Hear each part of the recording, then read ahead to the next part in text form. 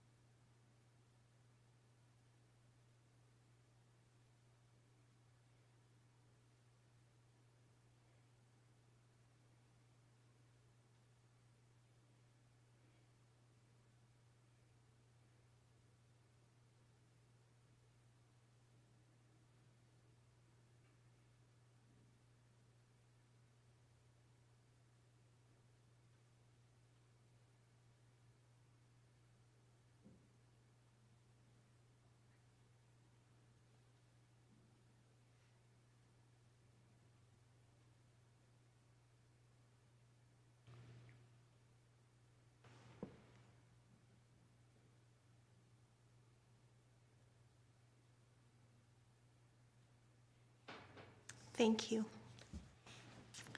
We'll go ahead and begin our meeting tonight with an opening by Councilman Gordon Zillis. Thank you, Madam Chair.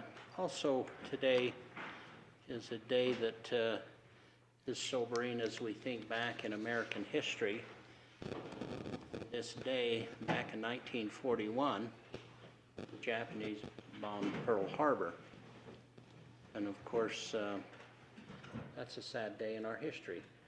2,500 American citizens lost their lives, and the majority of the American naval fleet was either destroyed or was damaged. And as I was doing a little research, the question was asked, does the Japanese celebrate the bombing of Pearl Harbor? And the answer to that is no, they do not. And as we know, because it threw us into the Second World War, a few years later, about 4 years later in August, the Americans bombed Nagasaki and Hiroshima with the atomic bomb and killed hundreds of thousands of people. And do we celebrate that? No, we don't. We mourn it on both sides. And so it's humbling, and it just displays what can happen when nations decide to go to war.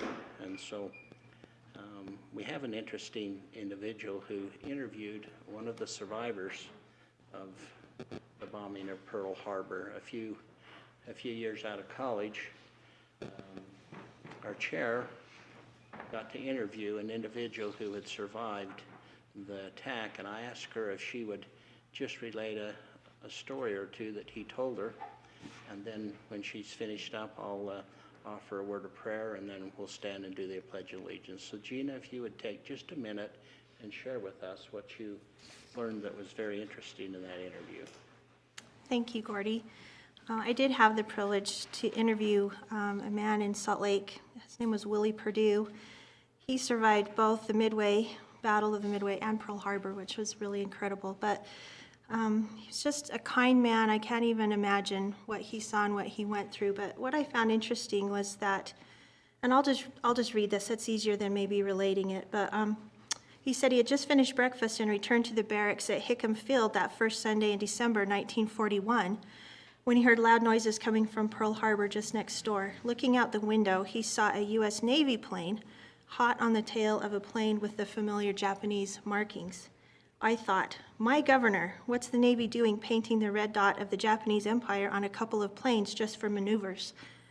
And then he didn't think much about it, and he went back to reading the newspaper, and the next thing he knew, his squadron was being called out to fall into a formation between the barracks because Pearl Harbor was under attack.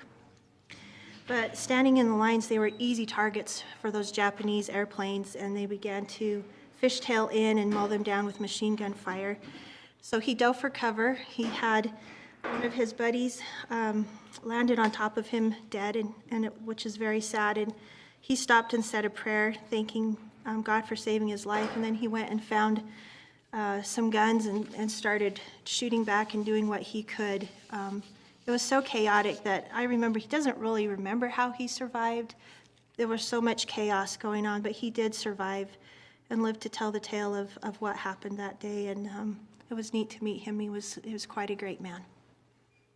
Thank you, Gina. That was a very sad day in our history, and a few years later, it was a very sad day in the Japanese history.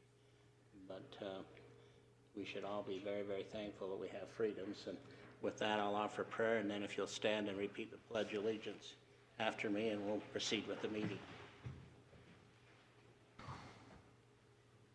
Dear Father in heaven, as we come before Thee at the beginning of this council meeting, we're very humbled and we're very thankful for the freedoms which we enjoy. We're thankful for this great land of America. We're grateful for those who served and died and those that are serving now protecting our freedom. And we appreciate and ask Thee to please watch over them and bless them in their duties. We also are thankful for this land of America where we're able to enjoy freedom.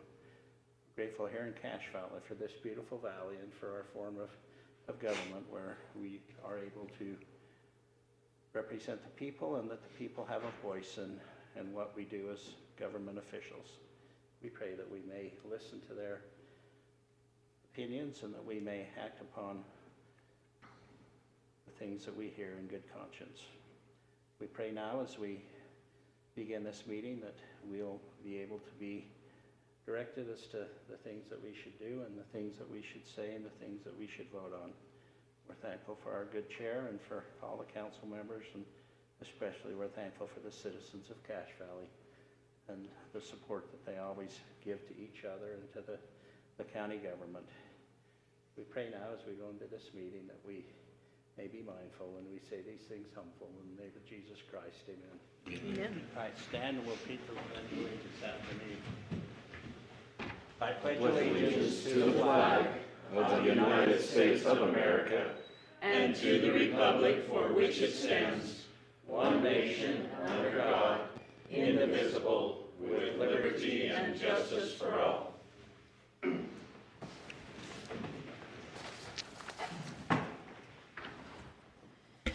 Gordy, thank you for that nice tribute on the 80th anniversary of Pearl Harbor.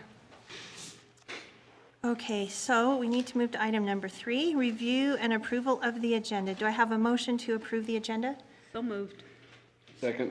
It's been moved and seconded to approve the agenda. All in favor? Aye. Aye. Any opposed? Motion carries.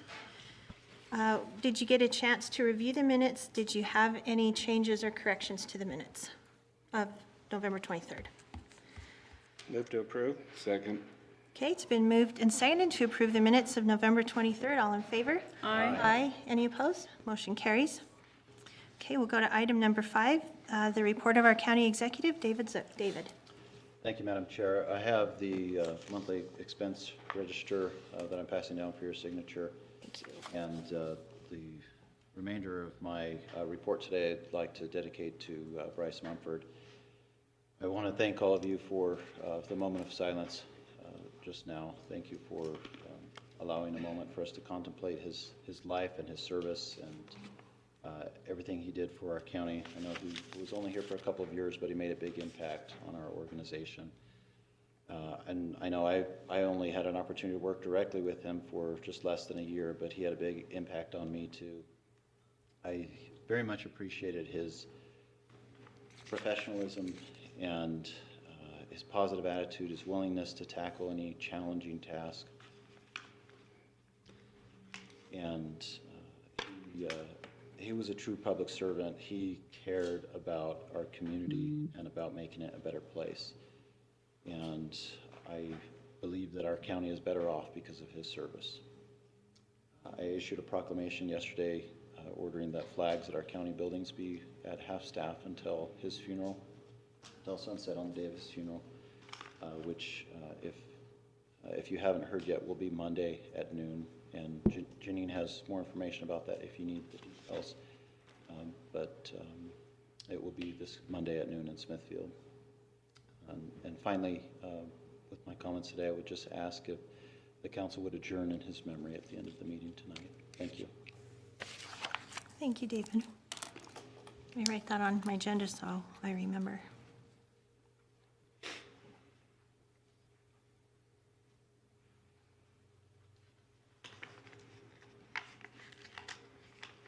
Okay. All righty. Now move to item number 6, the Bear River Land Conservancy request for support. We have Steve Daniels and Glenn Bush here. We'd come up to the podium here. Casey Snyder asked if we could, the council could write a letter of support for 2 conservation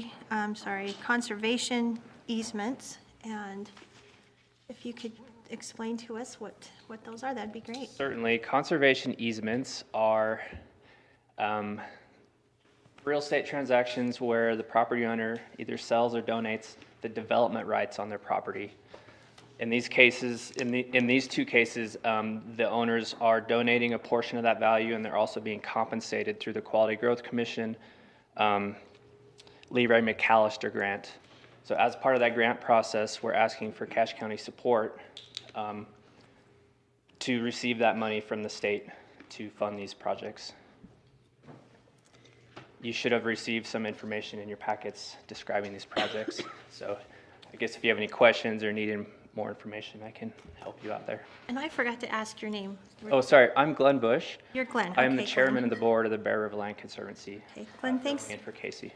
Thanks for being here. Absolutely. So these are the Furman Ranch, which is in Millville, and the West Canyon Ranch, which is in Paradise, correct? Correct. And how this process works is Bear River Land Conservancy takes over. Tell us how this works. So in these cases, the Bear River Land Conservancy would acquire the development rights for the properties. The landowners stay in private ownership. The development rights come to us in perpetuity. We do intend on passing these on to the U.S. Department of Agriculture. So they would be held by the federal government long-term, the development rights, and those would be monitored and maintained by the federal government. But like I said, the property stays in private ownership. It can be bought and sold to other owners, but the development rights are held in trust with the federal government long-term. So they can do any practice of farming and whatnot, but they just can't put it into a form of development. Right, it cannot be subdivided, it can't be built upon unless there's a parcel carved out at the beginning of the process, but generally there's no development down the road. And those are monitored at long-term to make sure that there is no development in the future. So the way I understand it, Mr. Furman must have requested to put his land, and then the hard part is to find funding, and apparently there's some Correct. funding that has been found. Yep, And then we're at a point where they would like our approval to go ahead and process. Is that correct? That's the way it used to be. Yes. correct, yeah. We do need the county's support. The Quality Growth Commission is looking for support from the county, a local support. So since it's in county property, county lands, we're looking for the county support. Change in taxation. With the development rights sold off, yes, the property taxes are lower. So the property values are reduced by the amount.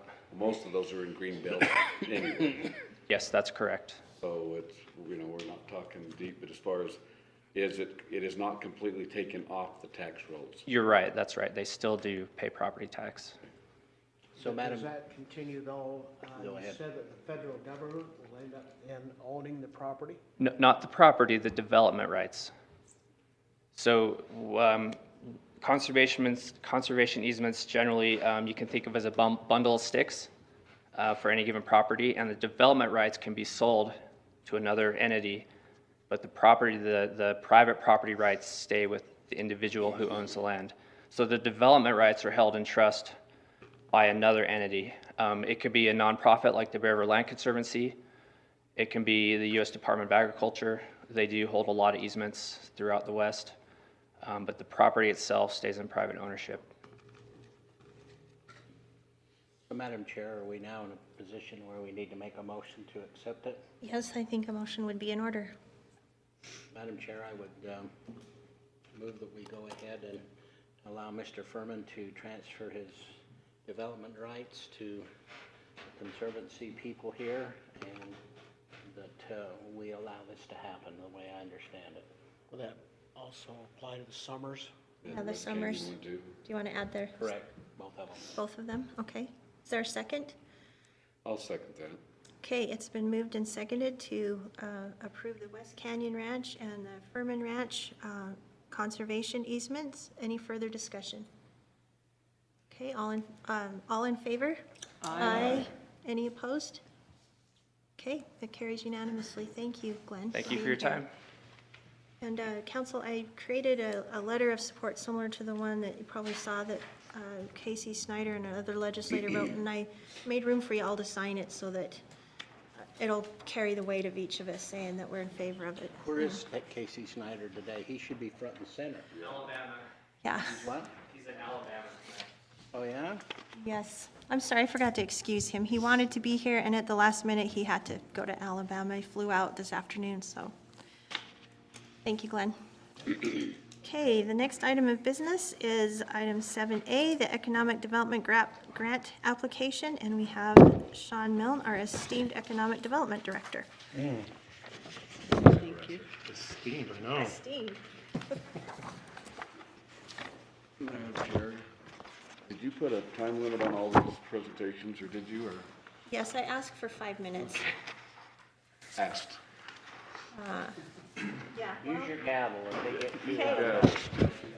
Councilman Erickson, you can do the timing then. No, these are my notes.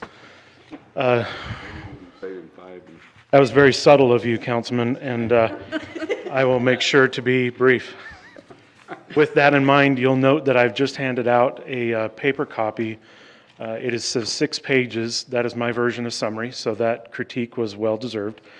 The page 5 and 6 are new from the media packet that I provided you. 5 is just a proposal for a motion, and not that I need to give you that, but just that I'd try to be helpful in trying to move it along. And the 6th one, the last page, is really where I think you'll find some additional context to the first 4 pages that were included in your packet.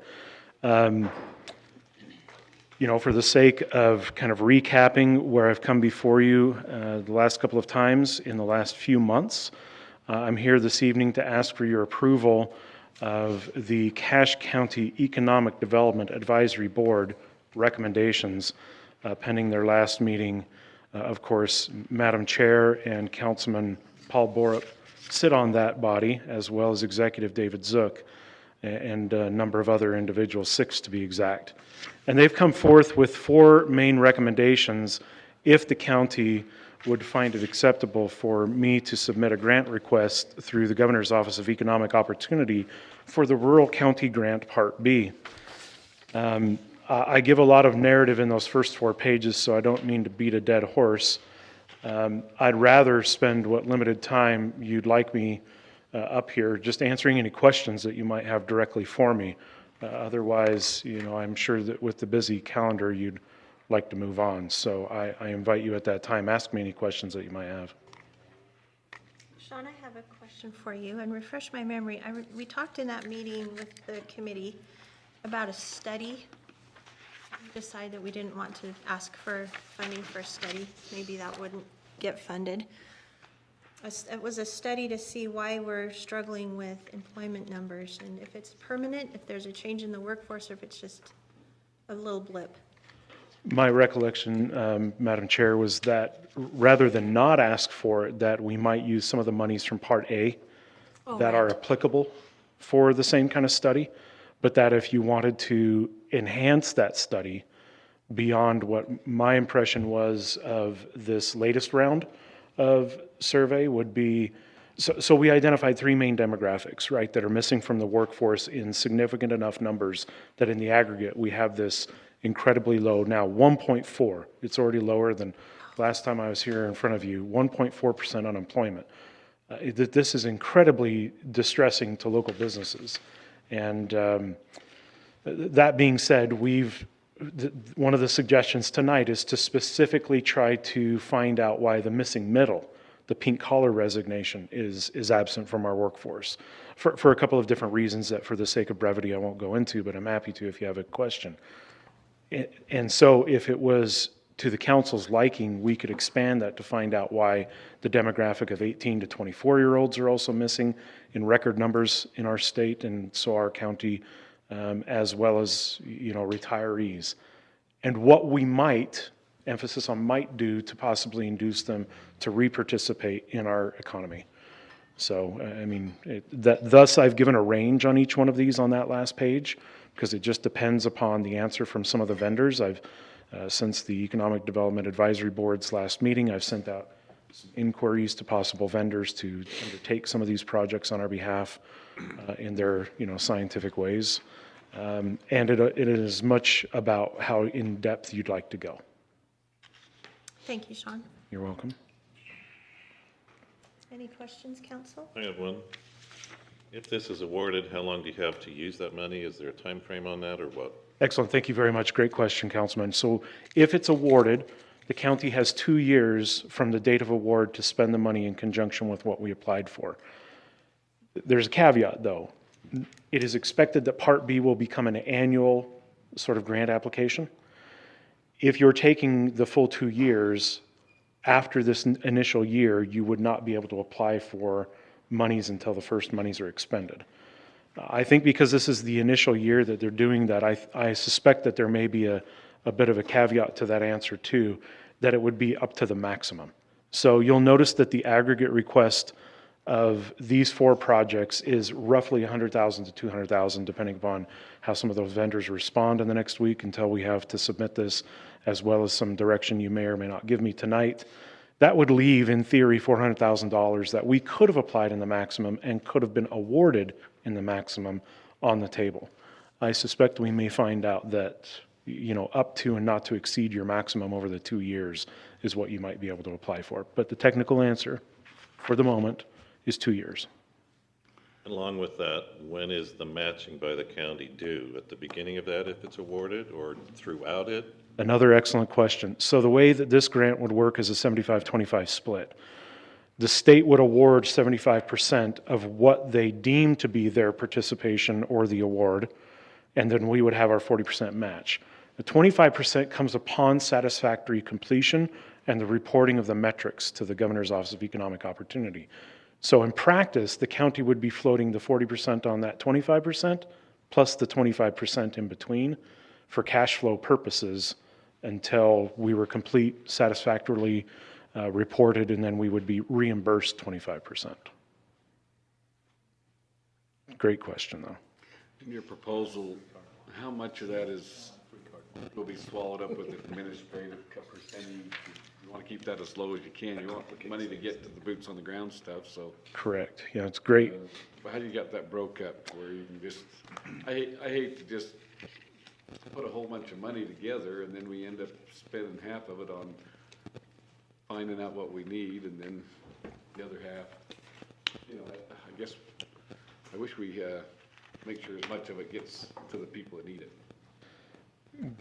Excellent, and I love your train of thought there. Well, so largely I'd be the internal administrator as well as some help with Alma Burgess, our grant writer, right?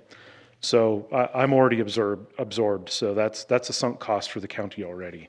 It would depend upon, the vendors that we utilize. I can't speak for, say, a website developer, for example. I can't really speak to what their administrative overhead is, but almost entirely that budget would be used for a vendor to complete the task, right? And so it comes down to time allocation for me and the pro rata of my salary and benefits. One of those that just looks at the power of a dollar, it's getting diminished quite a bit, and so I worry we just don't want that much swallowed up with bureaucracy if we're going to be dishing a lot of our own money too, as well as, you know, the matching. And I think it's a good idea though, but I just want to keep it as concise as possible. I love it, and I don't want to, I want to invite either Executive Zook or Councilman, Paul or Chairman Worthen to comment, but we had a lot of that kind of conversation about every single one of these items and wanting to make sure that there was more money at the end of the row than there was absorbed to get there, right, through those administrative costs. In other words, when it even came to the top priority, the child care, because it's perceived that there's a lot of women who have vacated the workspace because they were primary caregivers when children either had some uncertainty with their school schedule or taking care of aging parents, and many of them have not returned. We, the advisory board, don't envision that this will become just another government program that is only sustained as long as there's government monies. Really what we want to do, and please chime in for those advisory members here, if we want the private sector to create a solution and to create that extra capacity so that it survives beyond any kind of grant program like this. I appreciate that that's been vetted like that. That's good. Thank you. You're welcome. Okay. Does anyone want to make a motion, or do you want to vote on this? We have to get this grant turned in by next Tuesday? Next Wednesday. Next Wednesday. I'll just use his language. I move to approve the recommendations as advanced by the Cache County Executive Development Advisory Board. I'll second that. Okay, it's been moved and seconded to approve the recommendations of the Cache Economic Development Advisory Board. Any further discussion? All in favor? Aye. Any opposed? Motion carries. Thank you very much, Council. Okay. John. So we're close enough to 5:30 that we should move to item 9C, a public hearing on ordinance 2021-24, which is the 2600 West rezone. An ordinance to amend the county zoning map by rezoning 7.34 acres from the ag zone to the industrial zone. Chris, can you give us a little introduction to that, please?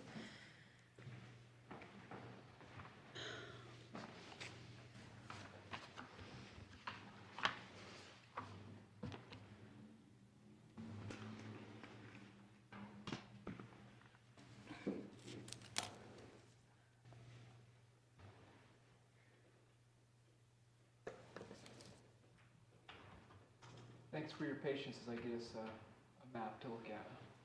That's okay, that'll get us to exactly 5:30, so that'll be good.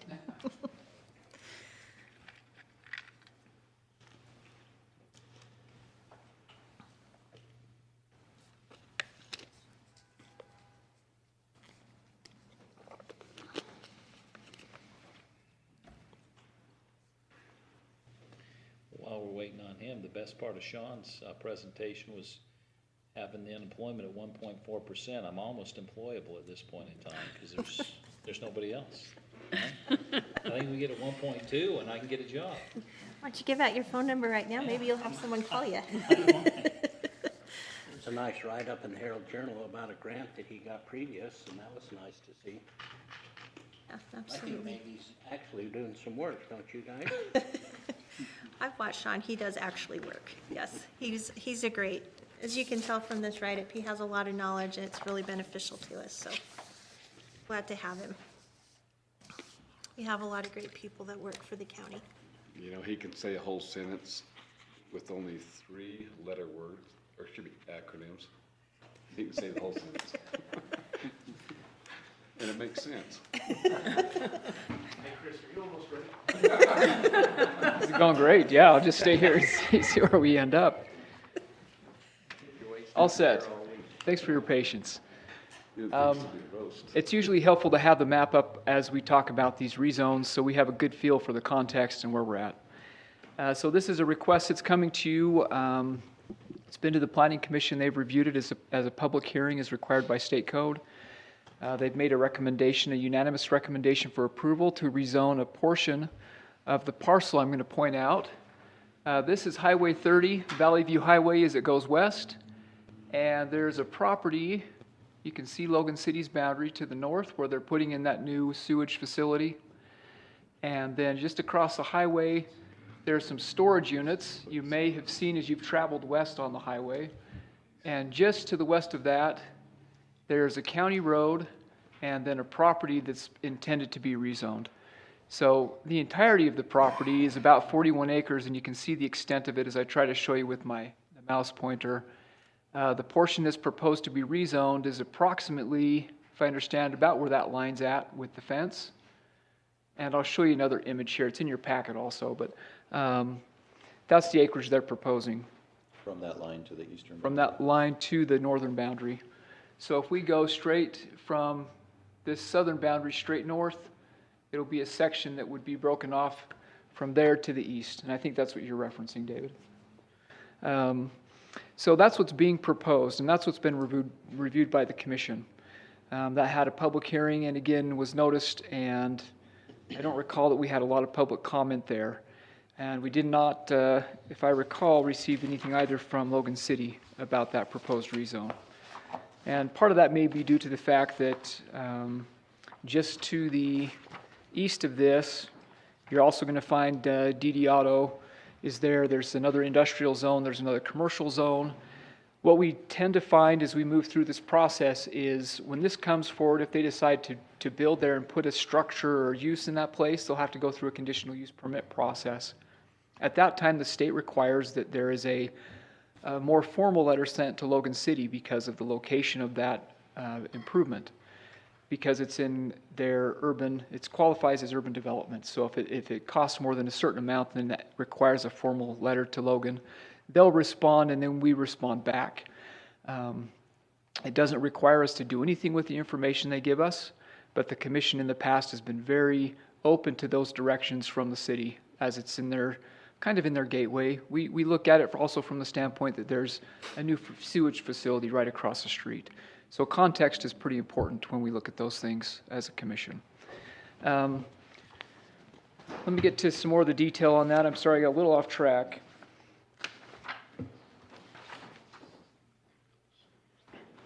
Another piece that's important here is when you do the rezone, it's going to result, or if you did a rezone, it would result in a split zone on the same parcel. So you have A10 to the west and industrial in that 7-acre piece. What that means is under our code is the most strict rule applies. So if there's a rule under the A10 zone that would prohibit them from doing something in the industrial zone, they would be held to that and vice versa. So of course that really doesn't work. It doesn't make any sense. So what would happen here is described in the staff report is they would then need to go through a subdivision process to divide the property in that same area where the rezone exists if it's approved. I think that this is somewhat of a chicken and the egg issue when a developer comes to us to say, do I need to do the subdivision first? If my rezone doesn't pass, I'm not interested. Or do I need to do the rezone first to know where the council sits on if this makes sense? And then do the subdivision. So that's the path that's being pursued to determine if this is a proper location for the industrial zone. We have identified as staff and with some of the layers through our GIS tool that there are some areas of liquefaction, of high potential for liquefaction in earthquake. Further to the west, there's some areas that have been identified as potential wetland areas. You can see it gets a little bit more, there's some more water to the west edge of the property. But all of those things would be addressed at the time of development and not at the time of rezone. They're also going to be, as far as I understand, the portion of this property will be used for assisting when the improvements are made to Highway 30 for some of the storage areas for construction materials and equipment. So what's happening there now, from what staff can tell, from what the commission can tell, seems to fit with what they might propose to do. Something you should be aware of with the industrial zone, I'll read some of these off because this zone is retained for some of our more impactful uses. So these are uses that aren't allowed in the A10 zone. And there's some of our fun ones, right? So we have general manufacturing, storage and warehousing, transport services, sexually oriented businesses, a crematorium, commercial kennels, and animal shelters.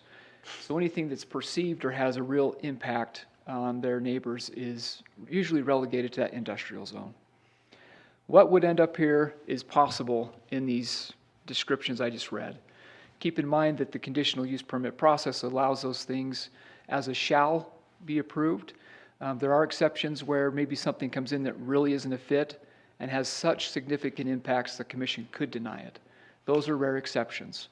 So as you consider that rezone, keep in mind that these uses would then be permitted conditionally, whatever might come. Because as you rezone it, this will run with the land for as long as probably most of us might live, honestly. So it is an impactful choice, and we certainly want to be clear and conscientious with that decision. The commission's made that consideration and made that recommendation for approval. I don't believe I have any additional items other than to point to their conclusion, which they've identified that this is an acceptable location for the zone.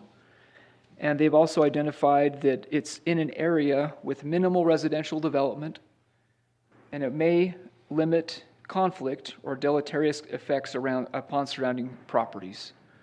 And I think that's supportable given the location where it's at, against the highway, across from the sewage lagoon, and next to some additional storage. There's looks like some homes further to the west and south. South, yeah. Yep. But that's about as close as you get. The property owner in that home was at the meeting with the Planning Commission, just to understand what was happening, and didn't have anything to oppose it with. So I don't know if there's additional comment. We haven't heard it, but maybe there is this evening.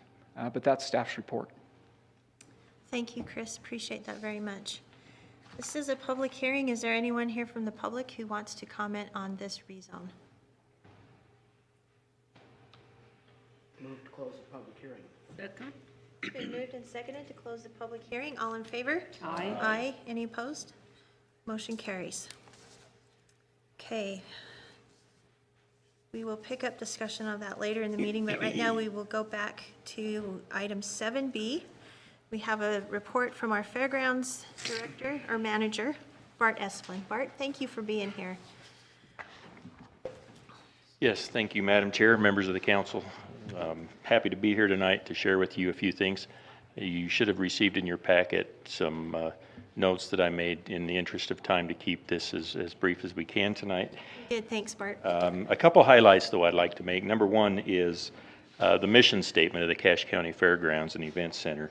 I'd like to share that with you, which is the mission of the Cache County Fairgrounds is to support community economic vitality, health and well-being, education, tourism, and enhance overall quality of life. I think we have a wonderful facility down there at the fairgrounds, and this mission statement, I believe we go, this facility, and with your support, we go a long ways to help filling this mission statement.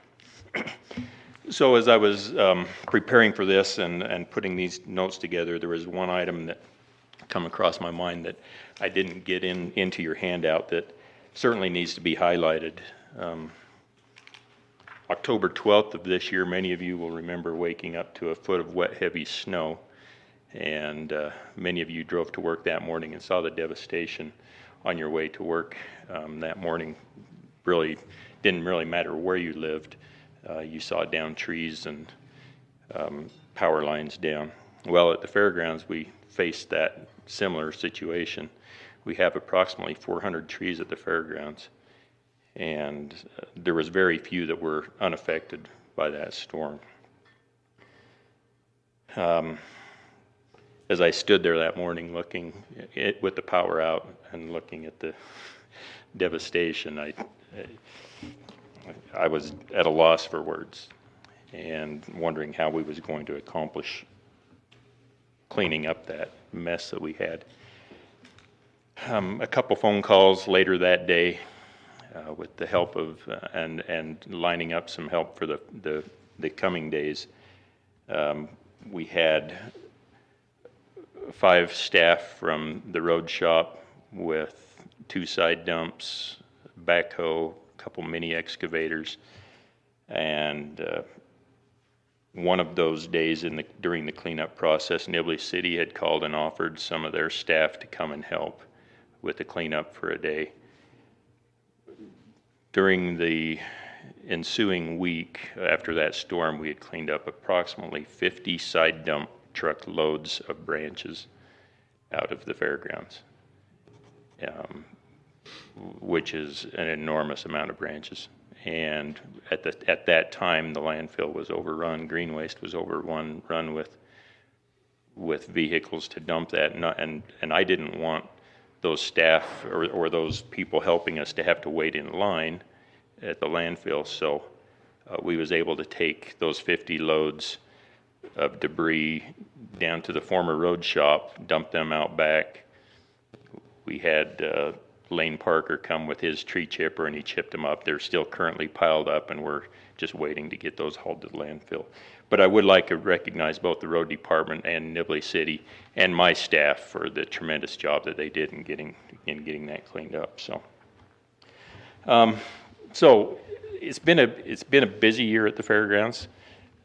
Pandemic is over, I can assure you, as far as people wanting to get out and participate in public activities. Over the course of the year and estimated through the end of the year, we'll have had approximately 220,000 people come through the fairgrounds to different events. That's an enormous number of people that we've had come through the fairgrounds. You know, and the range of activities that they've come to were included in your packet. Just to highlight a couple of them, we had the COVID vaccination center in the event center, several weeks of that. Of course, the county fair and rodeo, MS 150, Cruise In, our new cheese and dairy festival, multiple 4-H and junior livestock events. The suicide awareness concert, which was a big success for an inaugural event. And I don't know if everybody on this committee or on the council knows about the junior rodeo that's also held there every year. So Pioneer Day, we have a junior rodeo that's open to the public, and these are typically kids under the age of 15 that come and participate in junior rodeo events. It's been going on for 50 plus years at the fairgrounds, always on the 24th weekend.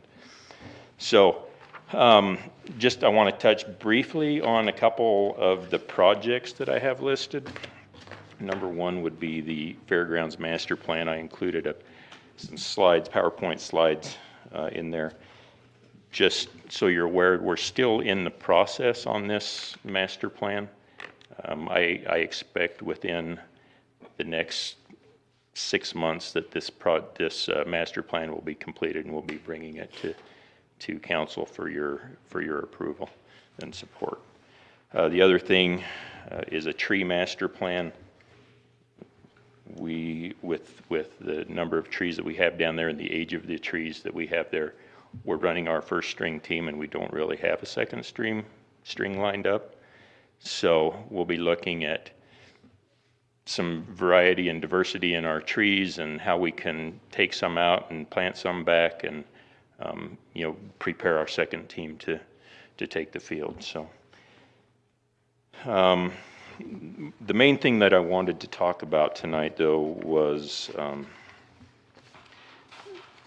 an alcohol policy at the fairgrounds. A few months ago, Executive Zook asked the advisory board to form a committee to look at this and make some recommendations to the advisory board.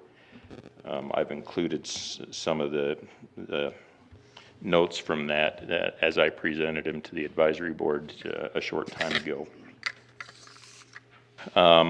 So we've had several of our customers, clients, events ask to be able to serve alcohol at the fairgrounds. It's been the policy of the county to not allow alcohol at the fairgrounds. After this subcommittee met, we looked at the state Department of Alcohol and Beverage Control guidelines and what options were out there. And what we come up with as a committee in the recommendation from the committee to the advisory board, and then from the advisory board for me to present to you is kind of outlined in this handout, and I'll just kind of touch on some of those items. So it's the recommendation of the advisory board that we look at allowing alcohol at the fairgrounds under a couple circumstances. Number one would be private parties. A private party would, an example of private parties would be weddings, quinceaneras, anniversaries, birthday celebrations, retirements, and things like that. The state requirements for what is considered a private party is they can't sell alcohol either directly or indirectly. It must be by invitation. They maintain a guest list, and the fairgrounds would require that that guest list be submitted to the fairgrounds or event center prior to their event. They have to provide a criminal, and this is not a state requirement. This would be what we would recommend as a county requirement, that they provide a criminal background check for the guaranteeing party that shows no alcohol offenses. Of course, the indemnification agreement, which is typical with any of our rental agreements, alcohol rider, and a $2 million insurance policy. And then some security type of recommendations or needs, damage deposit. The other type of permit, and this one is regulated by the state, would be a single event permit. This one allows for the direct sale of alcohol, either directly or indirectly. An applicant would be limited to the number of alcohol permits that they can get in a year, so they can have 4 of these permits that are 120 hours in duration, or 3 of them that are 72 hours in duration.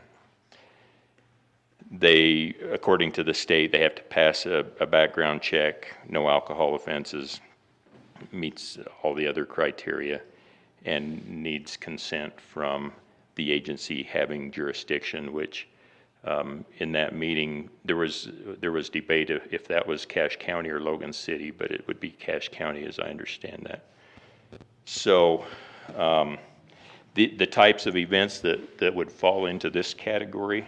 Oh, another very important thing here is an applicant must be a bona fide partnership, corporation, LLC, church, political organization, incorporated association, or a recognized lodge, chapter, or other local unit that has been organized for at least a year. So this is not given to someone that's a fly-by-night. They formed an LLC yesterday so they could do this. So these are established companies. So the types of groups that fall under this category, and I'll use some actual company names that have actually requested this since the event center, but some of them date back even further than that. MS 150 is a bike tour that takes place in Logan and has since the mid-90s, and it's based out of the fairgrounds. They've asked for one for as long as I've been there. Thermo Fisher has asked. Sportsman for Fish and Wildlife. We've had, this year we had 2 dog shows held at the fairgrounds. One of the dog shows requested Maloof Linens, and Summerfest has actually expressed that they would like something alcohol for their artist reception or something like that. So the purpose for bringing this up to you tonight is to ask for if there would be consideration by the council to look at this. If so, it will go to the Ordinance or Policy and Ordinance Review Board to come up with something that is more presentable. Or if, I don't want to chase down a rabbit hole and pursue this if it's not going to be considered. So I guess that's kind of where I'm at tonight. Thank you, Bart. Council, do you have any questions for Bart? And also, how would you feel about sending this proposal about allowing alcohol at the fairgrounds to the Policy Review Committee for a formal proposal? Can it be drafted specific for that facility and that facility only? Yeah, Or is it going to be umbrellaed with all county facilities? I've had Elisa Larson working on this with Bart, and they're drafting it to be, I believe, specific to the fairgrounds. Correct. Event center, but not beyond that.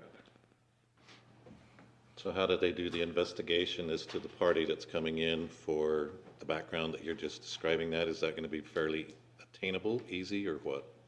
Yes. So there's a couple ways that this can be done. It could be through the sheriff's office. We can actually, I believe, require the party to submit the background check that they can get off online through the state and submit a copy of that report. Or I think the attorney's office even has access to that.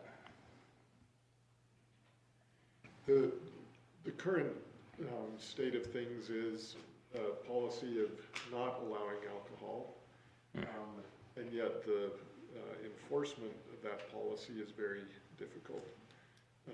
That at a private event, people come in and bring alcohol, and we don't have the staffing and really the will at this point to get the going and enforce no alcohol. It's not a crime, it's just a county policy. And so the council really, I think we were asking that if the council holds to a policy of no alcohol, that there be a discussion of how that be enforced. Whether that's to make it criminal so that there's more teeth to it, and other tools. But my recommendation is with Bart's, that for that facility, that there be an allowance to do it in a regulated way, rather than try to figure out how to clamp down on it when there aren't especially good tools, especially right now. So I'm ignorant in this, but what is the policy, or how do we have corporations or commercial things use or rent out the fairgrounds or facilities? Do they pay us? What's the process on that? Yes, so there's a fee schedule based on the type of event. So there'll be a public or private or nonprofit, youth or adult. A company falls under the private. There is a fee associated to the rental of the facilities, be it the event center or any part of the grounds at the fairgrounds. So they do pay typically, I'm going off of memory here, but for a business to come in and rent the event center, the entire building for a one-day period is $1,200, I believe.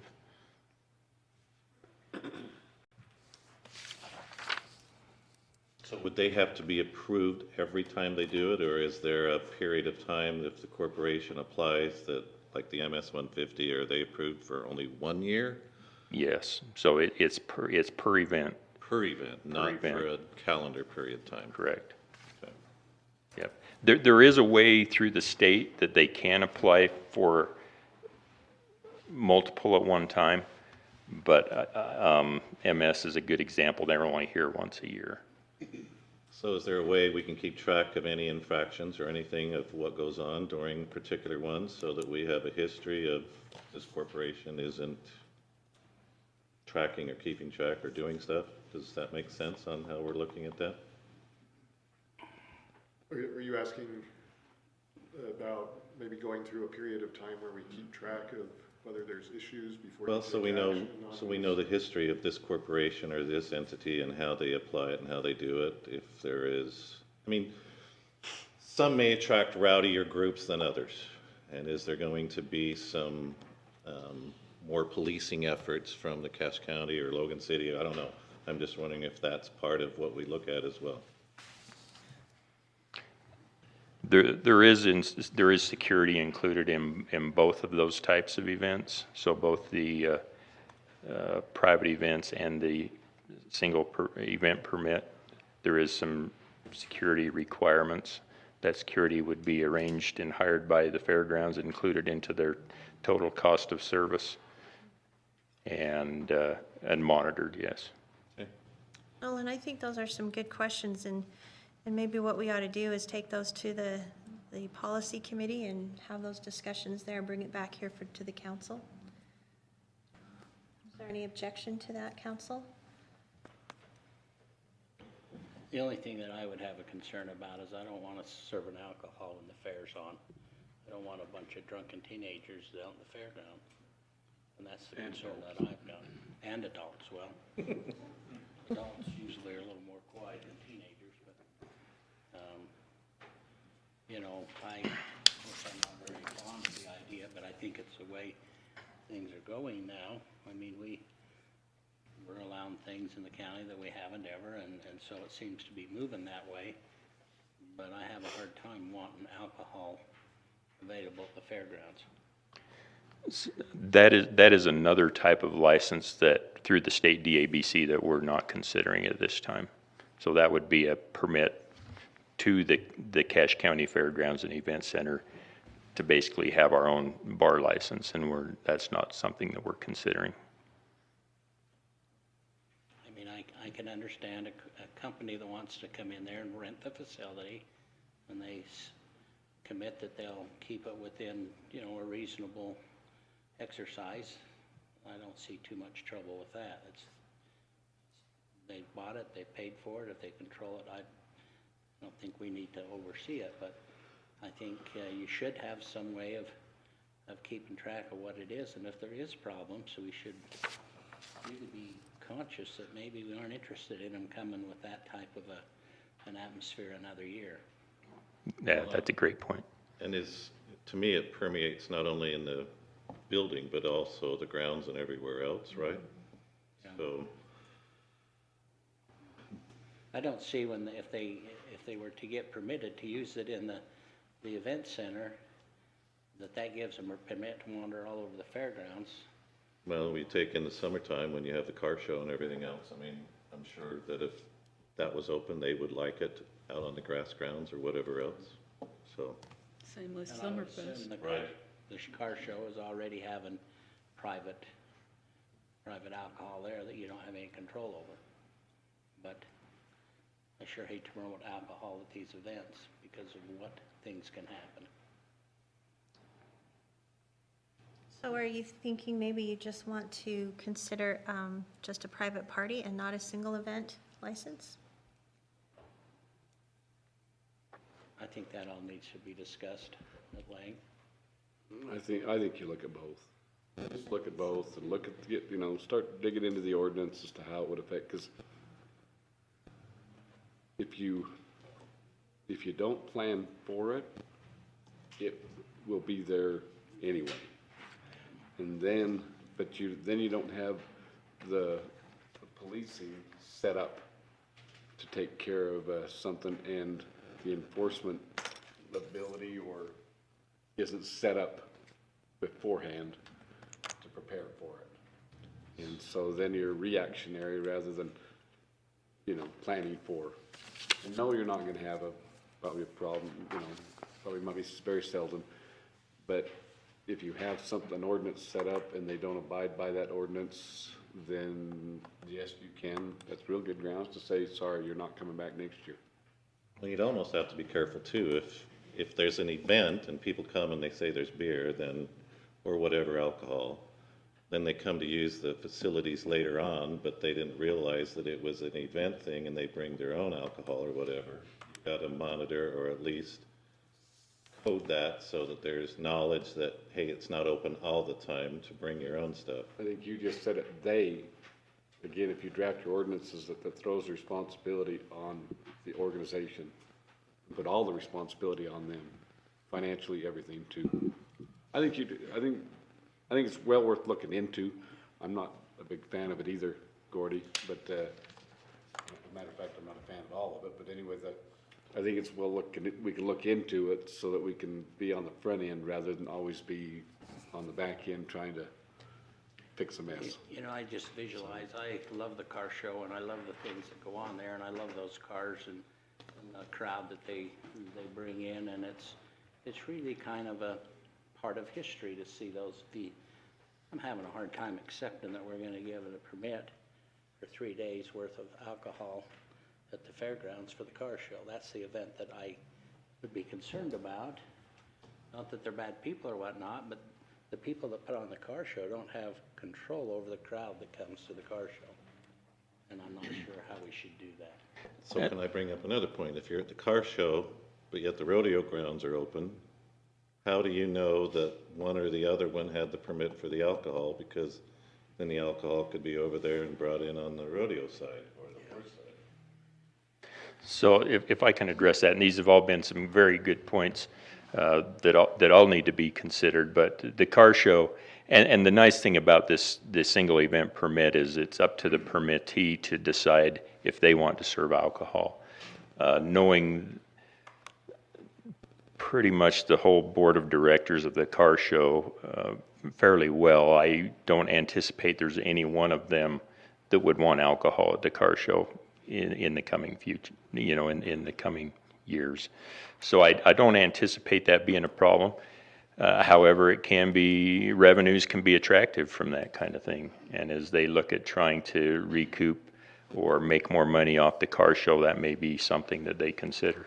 And that would be the same with many of the events, particularly the public events that we hold at the fairgrounds. Is it's a revenue stream, and it can be a very lucrative revenue stream for many of these companies. So there are a lot of the ones that I read off the list, though, Maloof Linens and the MS 150 and Thermo Fisher.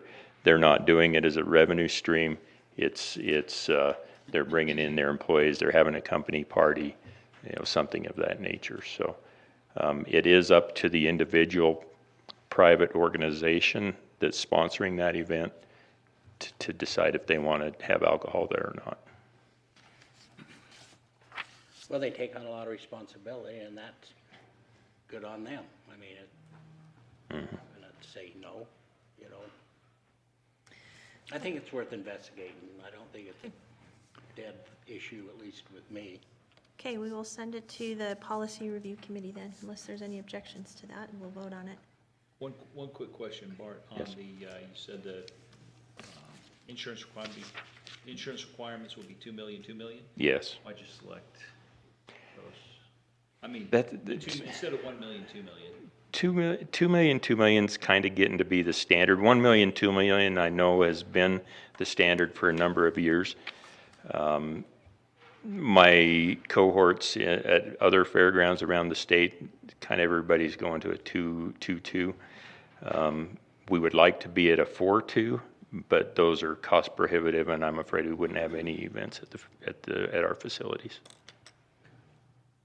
I think that'd be good to make sure you get the right certificates of insurance and stuff. That'd Yeah. be a little Yeah, and we'll also require an alcohol rider on those as well if they're going to be serving alcohol. Okay. Thank you, Bart. All right, Thanks for all thank you. do down there. Appreciate it. Oh, Bart, I was gonna, you got me all wound up about this alcohol. What's the time frame for the new arena, and what's the thought on the old arena? So we're Showing here that, we're gonna update, we're gonna build a new horse arena, and then Roll with it, roll with it. So I was planning on next year breaking ground on that. No, so we're including that in our master plan. That's a long range plan that we have and we'd like to see happen. We're doing nothing but growing and getting bigger. In all of our facilities, the current indoor arena that we have is 30 plus years old. The type of structure that it is, we don't compete for a lot of events now for an indoor equine facility. So, we'd hope to be looking at something similar to what Box Elder has over there, big, tall ceilings, well-lit, indoor bleachers. But, yeah, there's a lot of things in that master plan. There's certainly some anchors at the fairgrounds that aren't going to change, but there's some things and improvements that could be made to make things better, I think, for all of citizens of the county. Well, you know, if we didn't have all those horse lovers in the north end of the valley, we wouldn't even have to consider this, but, you know, I don't know what we can do So, to accommodate. yeah, you know, yeah. that During, Erickson crowd, you know, they all have cowboy boots, you know, and a hat, so. yep, yep. Remember the Herald Journal? They're listening to you right now. So during COVID, during the COVID shutdown, those horse stalls that we had on the over on the corner, it was about the only revenue stream we had for a year or so. So that helped us keep the lights on, so to speak. Speaking of lights, one other thing before I leave, I'm sorry, I would just like to ask your consideration on the one thing that storm from October 12th did highlight is we like most places in the valley lost power for a considerable amount of time in the event center. One of the things that I would like this body to consider as you're looking at CARES funding projects is a backup emergency generator for the event center. That's on my list of things that the fairgrounds would like to see, and I think that fits very well, especially where we're using as a vaccine facility and a potential emergency shelter. So, Good point. okay. Thank you, Thank you Bert. for your time. Appreciate it. Okay, we'll move to item 7C, the general plan update by our countywide planner, Lauren Ryan. Lauren, thank you for being here. Thank you for having me. I missed you guys last month. We were at an open house in Hyde Park presenting a concept plan for them. So missed you guys last month, and I'll be very brief this evening. We're kind of at the point with these projects where a lot of it gets turned over into our consultants' hands for writing the plans, and so these updates will be fairly brief until we start to see a draft of what those plans look like. So in October, when I was last here, we'd wrapped up that survey that we ran through the month of September for the policy and implementation strategies. So I just wanted to highlight that our consultant put together this outreach highlights document for yourselves and the public to view.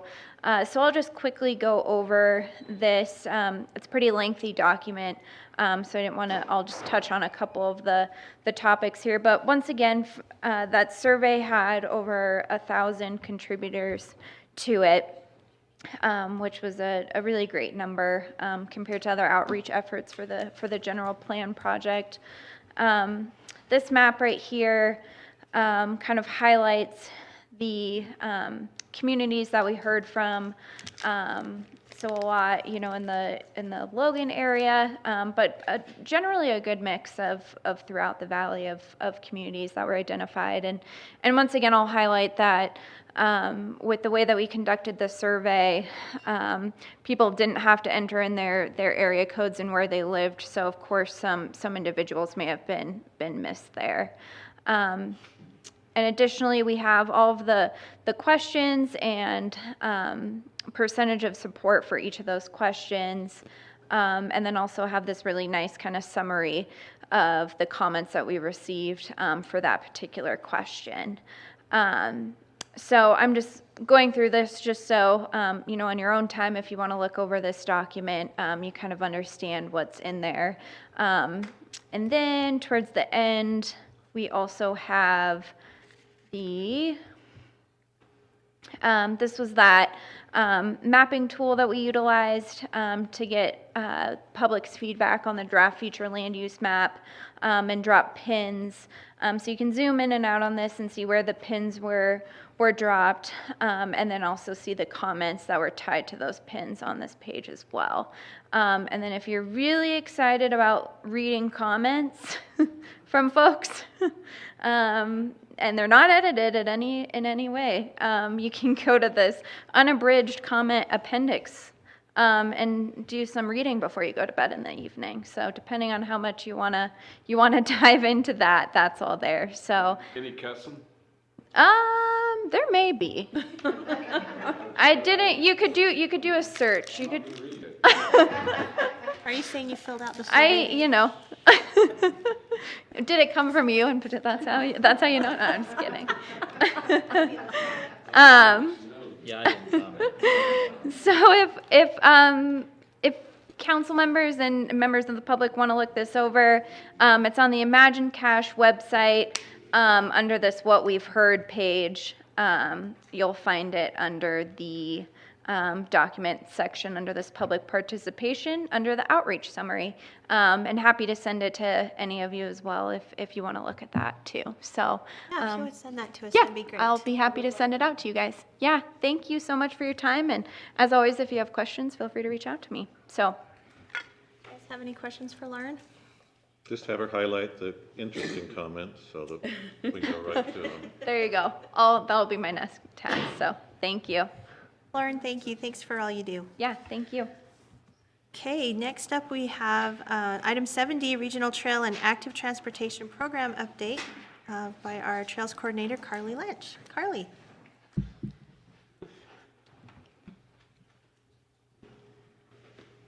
Oops. All right. Good evening. I'm going to do a timer so I can try to keep it to 5 minutes. I did this presentation, kind of something similar at the Cash Summit, and I aimed for 10. So this will be, tell me if I'm talking too quickly, and happy to pause and answer questions. But Thanks, Carly. so this is the year-end kind of review of the Trails and Active Transportation Program. One of the things that we've been doing is an Adopt a Trail program to help the Forest Service, and that's sort of the public-facing component of this program, where basically we help volunteers kind of self-directed track their hours and report the work that they're doing on the Forest Service land to try to close the gap between the forest and what people are doing on the ground. So this is an example of what that looks like. This was in Cottonwood Canyon. Avalanche debris really wreaked havoc up Smithfield Canyon, so we had Space Dynamics Lab kind of championed the removal there with really, really motivated volunteer, which is great work, so great to see. I could spend the entire presentation going over the before and after photos of people doing trail work, and it's quite impressive. People have done so much on the trails this year. Send it to us. Is that the Smithfield, the Tony Grove trail you're talking about? Yeah.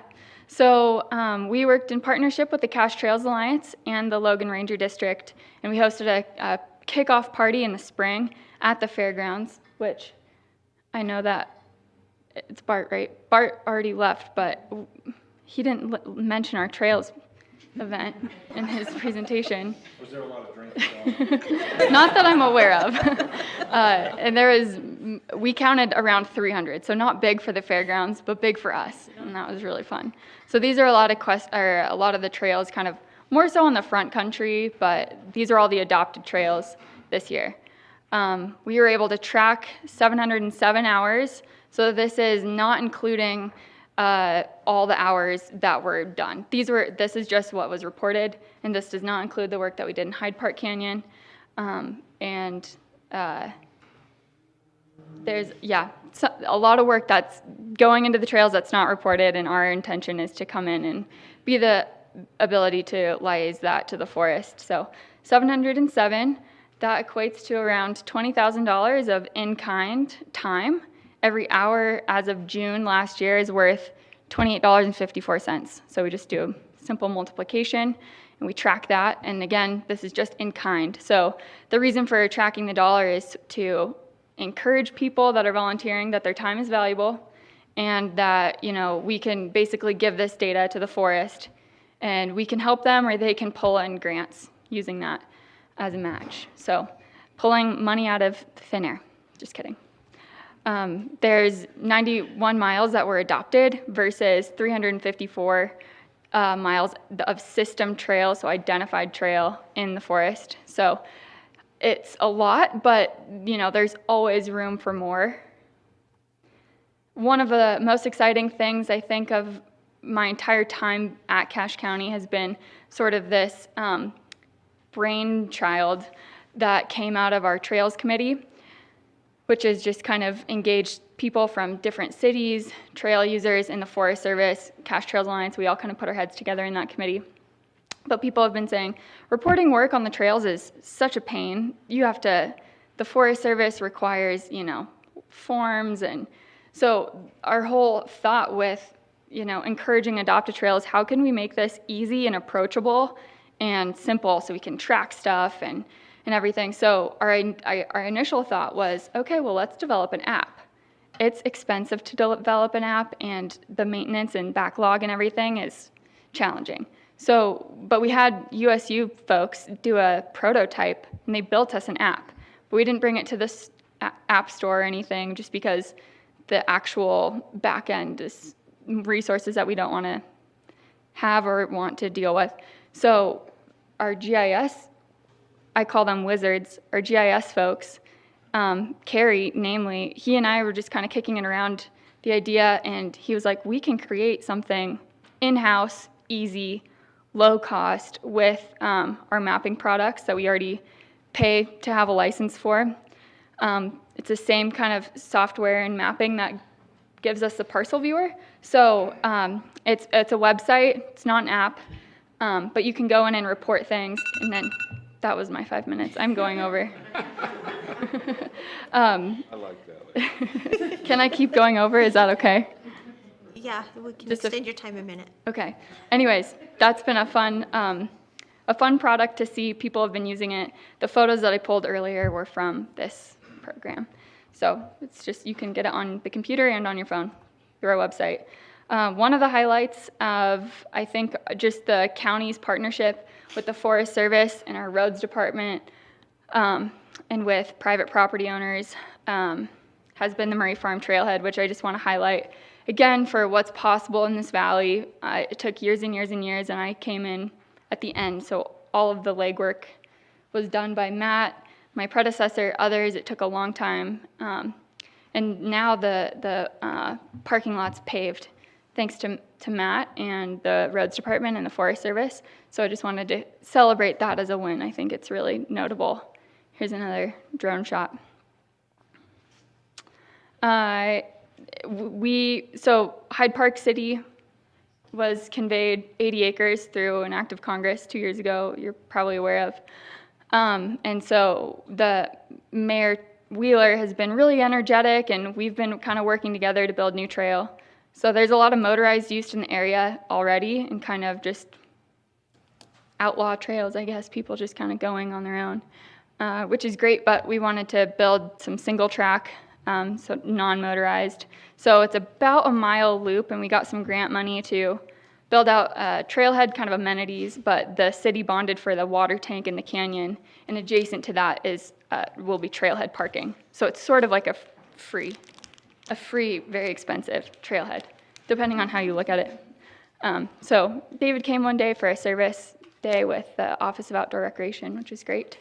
I wanted to highlight I know some of the other departments in the county come and get support and talk through a lot of the grants that people are going after. Our program's kind of different. Is I do a lot of grant writing for the cities, so I don't come to the council often to talk about these projects. But over the this is not just a year, this is a year and a half worth of grant writing. So we're moving forward, helping Logan City with the Blue Trail, Shoreline Trail. The legislature appropriated $5 million for Bonneville Shoreline Trail extension this year, so we were able to get a little bit of that. And then some studies, which I'll talk about, and some other projects. 800 West Regional Trail will be a paved, kind of concrete trail. Looks like just really wide, beautiful sidewalk that will connect the heart of the Logan River Trail down into Nibley and Firefly Park. So that'll be really big to make more progress on that. We're helping with some planning efforts in Richmond City and Wellsville City. We have Taylor Hilliard, who works for us part-time in the office. She's finishing her master's degree, and her thesis is the Wellsville City Trails and Active Transportation Master Plan. We've provided a little bit of support to the person that's doing North Logan's plan. And then finally, I think this is my last slide, we wrapped up a trail feasibility study and are about to wrap up a first and last mile study to improve transit access. Basically crosswalks, pedestrian kind of infrastructure and bike infrastructure, and recommendations to help some of the cities make improvements.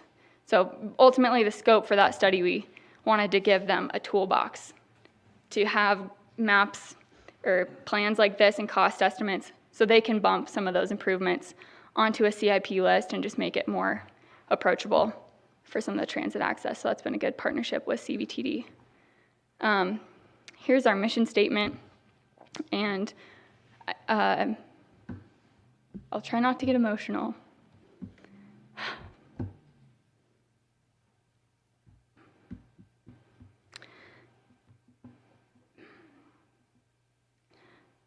Working for Cache County has been a huge privilege, and I haven't been able to talk to everyone.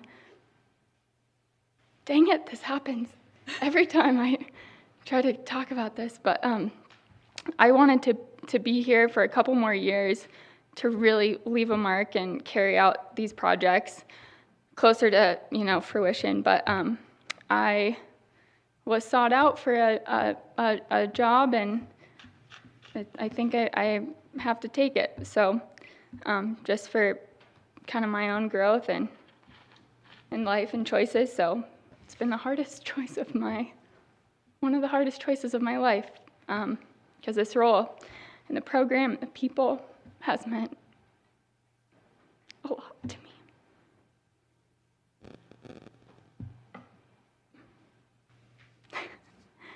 Someone else say something so I don't have to. You have done a fantastic job, and it's always a pleasure to work with you, and just really taken this trail program and ran with it, walked with it, whatever you do on a trail, but you've done fantastic, and you will be really missed. Thank you for everything. If I could add too, when we started this program, and we had Dayton Kreitz in there, you all remember him, and what an outstanding job he did. When he left, I remember thinking myself, there's no way we could find somebody as awesome as Dayton. He was incredible, wasn't he? And I just thought, well, that's a loss. We'll never have someone that awesome. But we did find somebody as awesome and better even. Carly's done a fantastic job. I've been so impressed with all of the projects she's worked on, with the communities she's brought together, with the grants she's helped people to secure, just brought together so many different partners to multiply our efforts at the county. So thank you so much. Thank you. It's no wonder somebody sought her out and recruited her, because she's a rock star. Thank you. And that means a lot. She mended a lot of feelings between communities. She really brought everyone together. So thanks. Good job. Thanks. Is your sister into hiking? In other words, we want to recruit if we can. Yeah. I'm trying to think of folks that I want to rope in. Let us know. I should say, though, that it's kind of a fortunate time. I was not anticipating this, but just feel it's the best for me. But we have really talented part-time staff, Haley Hilliard, who's sitting here.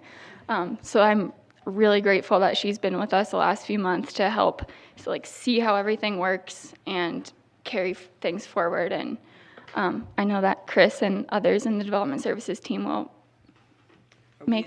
keep the ball rolling. Where you're going? Mm-hmm, yeah, it's Fair and Peers, transportation consulting.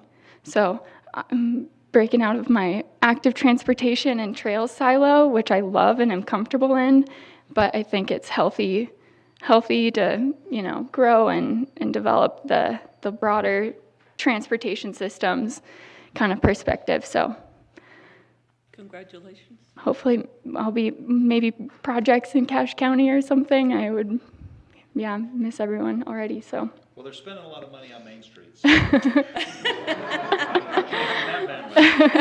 a big trail, right? Yeah, that's a very big trail. Yeah, indeed.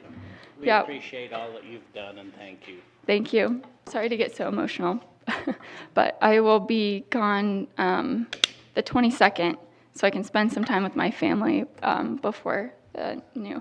But I'm happy to be accessible after. I want to see this program be successful and move forward, and I think the community really values it, and it's been really rewarding and gratifying, and thanks. Thank you, Carly. Appreciate that. Okay, we'll move to item 7E, Victim Services Update from Terrell Warner, our director. Terrell, thanks for being here tonight. Thank you.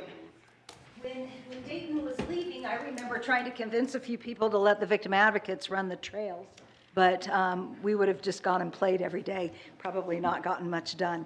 I just wanted to give you a really brief update. A month or two ago, a couple months ago, I came to this board and asked for permission to go take a team of people from the Valley to the law enforcement and mental health and wellness training in Oklahoma. We did that. It was absolutely phenomenal. And I'm just going to take a minute and teach you all, if you don't know it, and I don't know where Chad went. Did he leave? Okay, well, he's not here anymore. We're going to learn to breathe really quick. And I was, first, when I went into one of these trainings and they were talking about box breathing, I thought, oh, please. I want you to know that the morning we came home, Monday morning, that night we had a call out.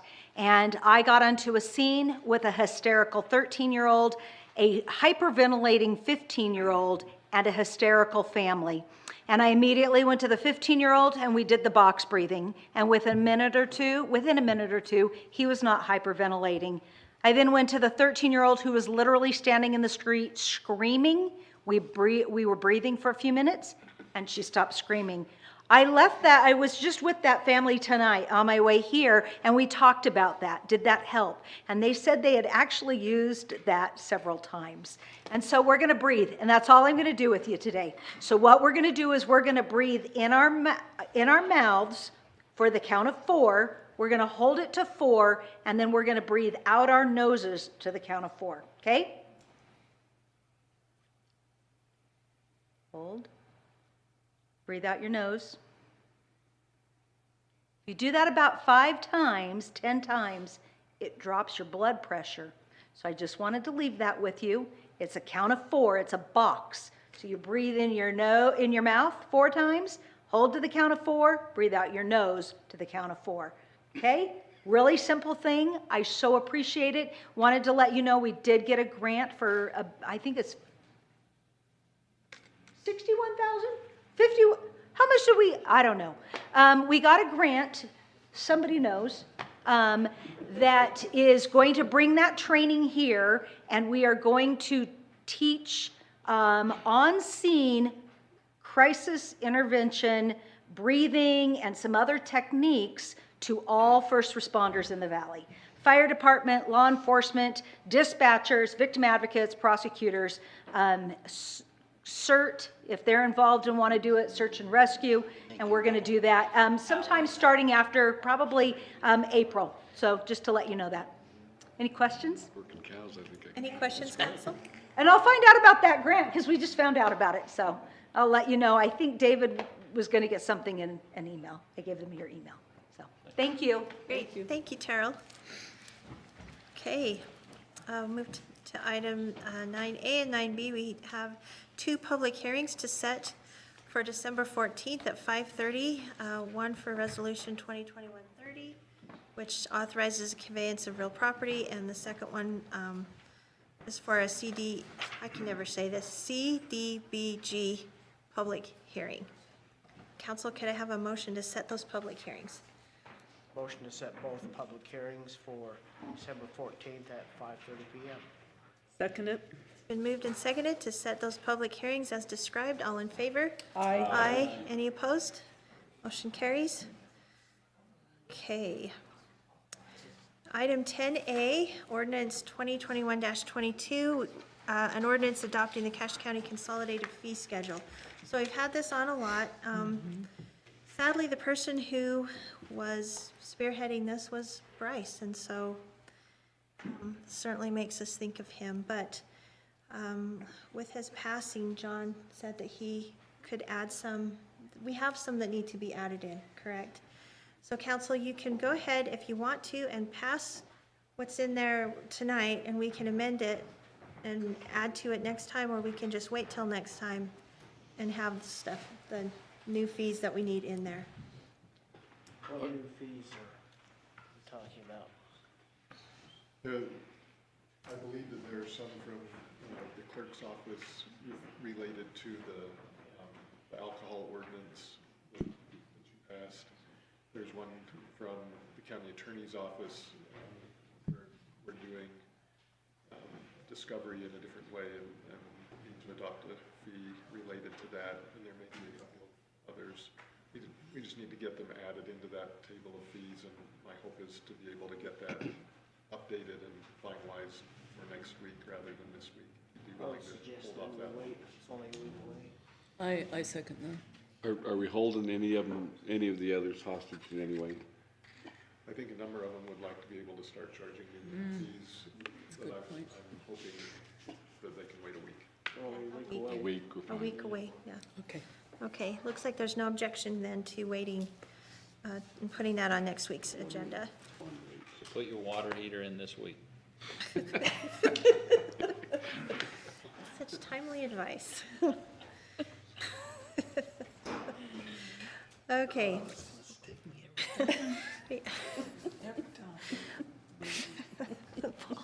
Okay, item 11A, initial proposals for consideration of action, ordinance 2021-24, the 2600 West rezone.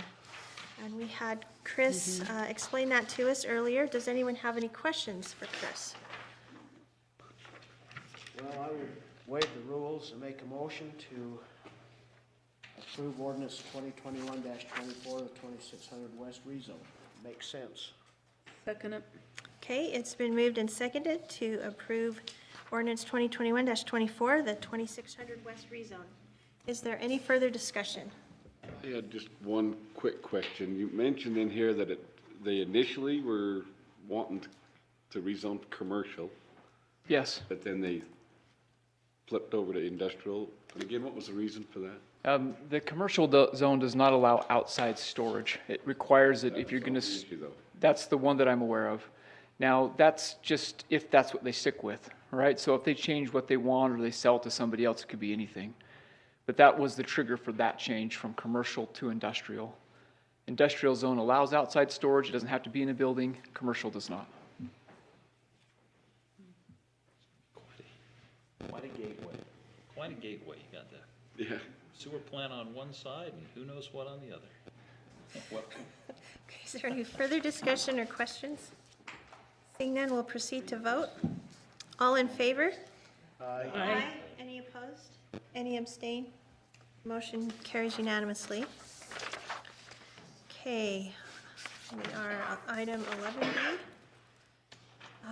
An ordinance changing the salaries of the county elected officers and members of the county council. And we did have this in our budget last time when we approved the budget, and we approved it, but it has to be done separately by ordinance. Is there any discussion on this?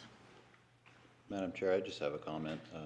I know I mentioned this to you previously, but in looking at the salary for the council members and for the council chair, I'm not sure what the discussion was years ago for the differential between normal council member and chair, but in the past year, in my experience, the chair puts in a lot of work.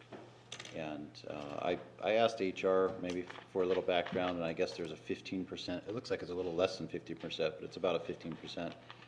And I was thinking, in the past year, has the chair put in 15% more time than the rest of the council?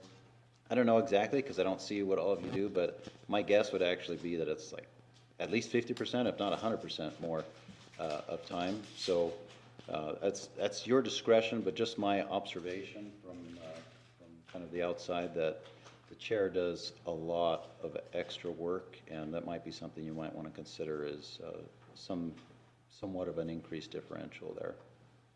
Thank you, executives. Those comments are appreciated. Any discussion or motion on this, council? I know there's some of them that haven't been in there very long that are going to get a big hike, you know, for very little very little time in service. And, I guess it's all in the name of market, you know, which I'm not a big fan of, but I don't know, I worry about on that. I know, I think what you mentioned even to me earlier that needs to run for like 4 years. What was it? Well, I was reading the Constitution while I was on the exercise bike this morning, and it said in the Constitution that the president's salary is set, and it's a salary for 4 years. And, you know, there isn't any ups or downs in it. It just is set for 4 years, and it stays that way. And I know, you know, I'll give you a history lesson of the council. We discussed that quite a bit, that when people ran for elected offices, that they ran at the salary that was established the year that they ran, and yet it's not done that way. They get a 3 or 4 or some odd percent, 7% increase every year, and I'm not exactly sure where this discussion will go, but at least that's the way the founding fathers did the President of the United States. Do you think, I'm curious, Gordy, if you think there should be a cost of living increase for those elected positions? It's their full-time job, it's their livelihood. Should they get a cost of living increase? I would think so. Amy, can you tell us if these numbers, refresh our memories, does this include the cost of living, or is it just based on market? So we don't necessarily do a market per se. Would you like me to continue? Yes, if you would, please. Thanks. It's a big increase.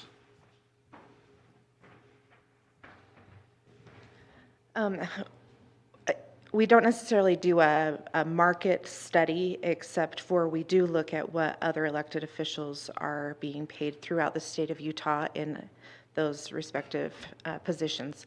So that would be our market that we're comparing to, not necessarily a professional side of the market. So what was taken into consideration with these recommended figures was where we're sitting compared to second and third class counties. And then also it was considered what the public employees and the public safety employees would be getting, and that was taken into consideration to give a similar increase on average, basically to the full-time elected officials, because it was their full-time position, their full-time job. So this doesn't include any cost of living? No, it would. I mean, I guess you could consider it a cost of living because it's straight across the board, the same percentage to each full-time elected official, if that's what you wanted to call it. So. Okay, thanks, Amy. I think in our meeting, didn't we talk about that being a cost of living in some form or another as we were talking about elected officials? I think that was, I mean, as you presented it to Barbara and I and the rest of the committee there, it was kind of a thing that this is what this county has for this person, and this is what this county has, and that's our only basis to know what the market is. And then on, you know, after we kind of establish the market, then we establish a percentage. I don't know if you want to call it, I hate percentages, because someone that's getting $100,000 has got a huge bump compared to somebody getting $30,000. Yeah. And I know that's when I watched the Cache County School District, the superintendent and the principals and all that. If every year they got 3 or 4 or 5% salary increase because of cost of living, that's a lot of money in 3 years. And that's the way our county's headed. But one thing you could consider is that the Social Security gave a cost of living increase of just about 6%. So if you're looking to see kind of what other institutions or entities are doing, that might be a good basis. Yeah. Yeah, but that falters in many other years, though. So if you're looking at the COLA of Social Security, that's not a good comparison. No. And I guess I'm always uncomfortable when we're sitting as an elected body with the power to increase our own salary. I'm uncomfortable with that. It's a very uncomfortable position to be in, but the history of Cache County elected officials, when it comes to the council, it's been zero or very little. And now all of a sudden, if you look at the compensation for county council members, et cetera, we're so far behind everyone else in comparison. I mean, we're talking 200 or 300% behind everybody else. Well, behind the next lowest. And so it makes it very difficult when you're sitting here and saying, well, you know, I ought to get an increase. Like Carl said, it's very, very difficult. But if you don't do something, eventually, you know, I've been on 18 years and it hasn't went up only a few percent in the whole 18 years. And I'll be leaving next year, and it's not very much for the person that's going to run in my position and take on that assignment. And so I guess my advice to the council in the future is you ought to be fair with yourself, because I know every one of you put in hours and hours and hours of time, and sometimes it's at a time in your business or a time in your situation that it's very, very trying on what you do for a living.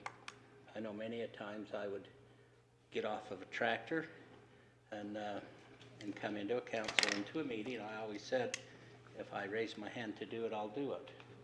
And the next day it would rain and all my hay would get rained on. It would have been baled, you know, if I'd have stayed there and done it. And so it's not free to the person that is actually serving. I feel very committed that when you raise your hand, you should serve, and you should serve at your best ability. But you shouldn't do it at the expense of your own businesses. And that's the only advice I'll give you. I'm going to be around next year, so do your own thing. Madam Chair, could I make another comment? Yes, thank you, Amy. If you remember, last year we've had this same conversation. It seems like it does happen every year at this time.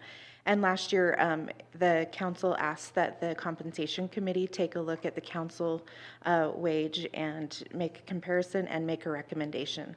So I just wanted to make that public statement that this recommendation is coming from the compensation committee that has looked at other councils and what their salaries are, and that's the recommendation is coming from there. So if that's helpful at all. That's very helpful. Thank you, Amy. But I had a hard time finding, there was one of these that we had, like was last year's, it showed last year's to this year's. I had a hard time finding that page again. Did I not, I'd like to have compared them and had similar to the same thing, and it showed last year's where they were. Sometimes the red line doesn't show up on your iPad. That's been an issue that we've run into before. I don't see any. You don't see a duplicate? No, we just only have the ordinance. We just have we have the don't have drafted a- ordinance is all that was given to us. Even a place to cross out anything. I can send that right now. I'll send it through email to the council.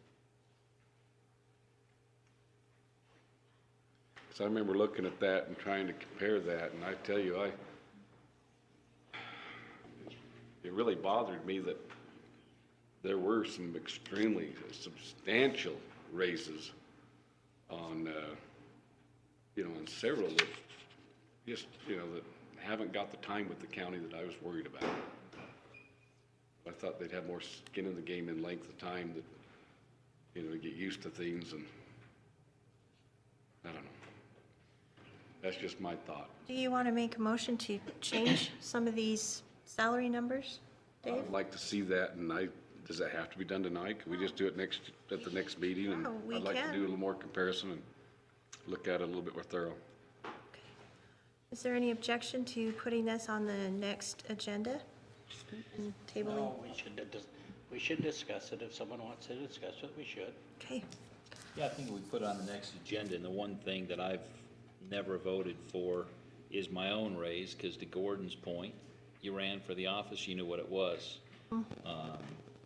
whether it's out of sync with the other counties, which, you know, you could double what we make and we're still the lowest paid county in the state.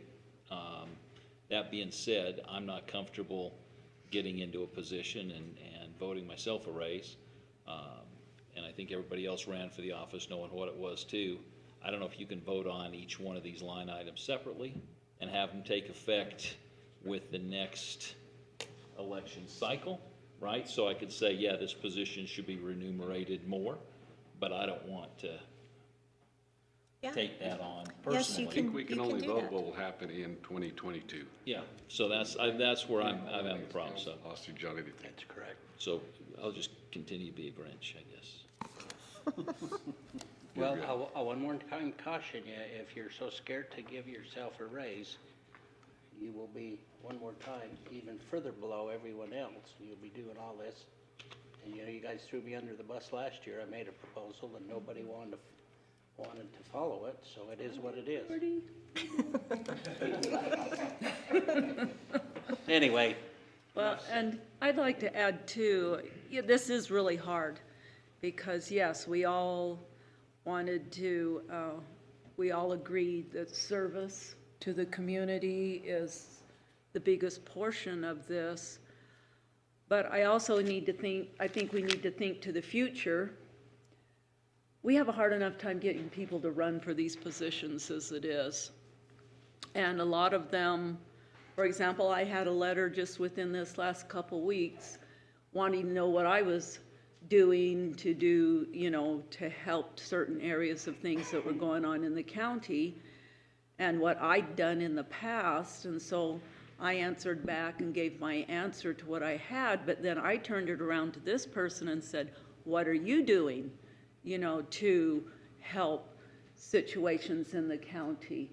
And all I got was some excuses, you know, well, I'm too busy, I'm doing this, I'm doing that. And I understand with younger people and younger families, yes, their priority is their family. But I think also if, it's like Gordy says, if we aren't willing to give ourselves a raise, then what's going to happen for 8 years from now when we need to be replaced or when we want to be replaced? What kind of caliber of service-oriented people are we going to have run for the office, you know?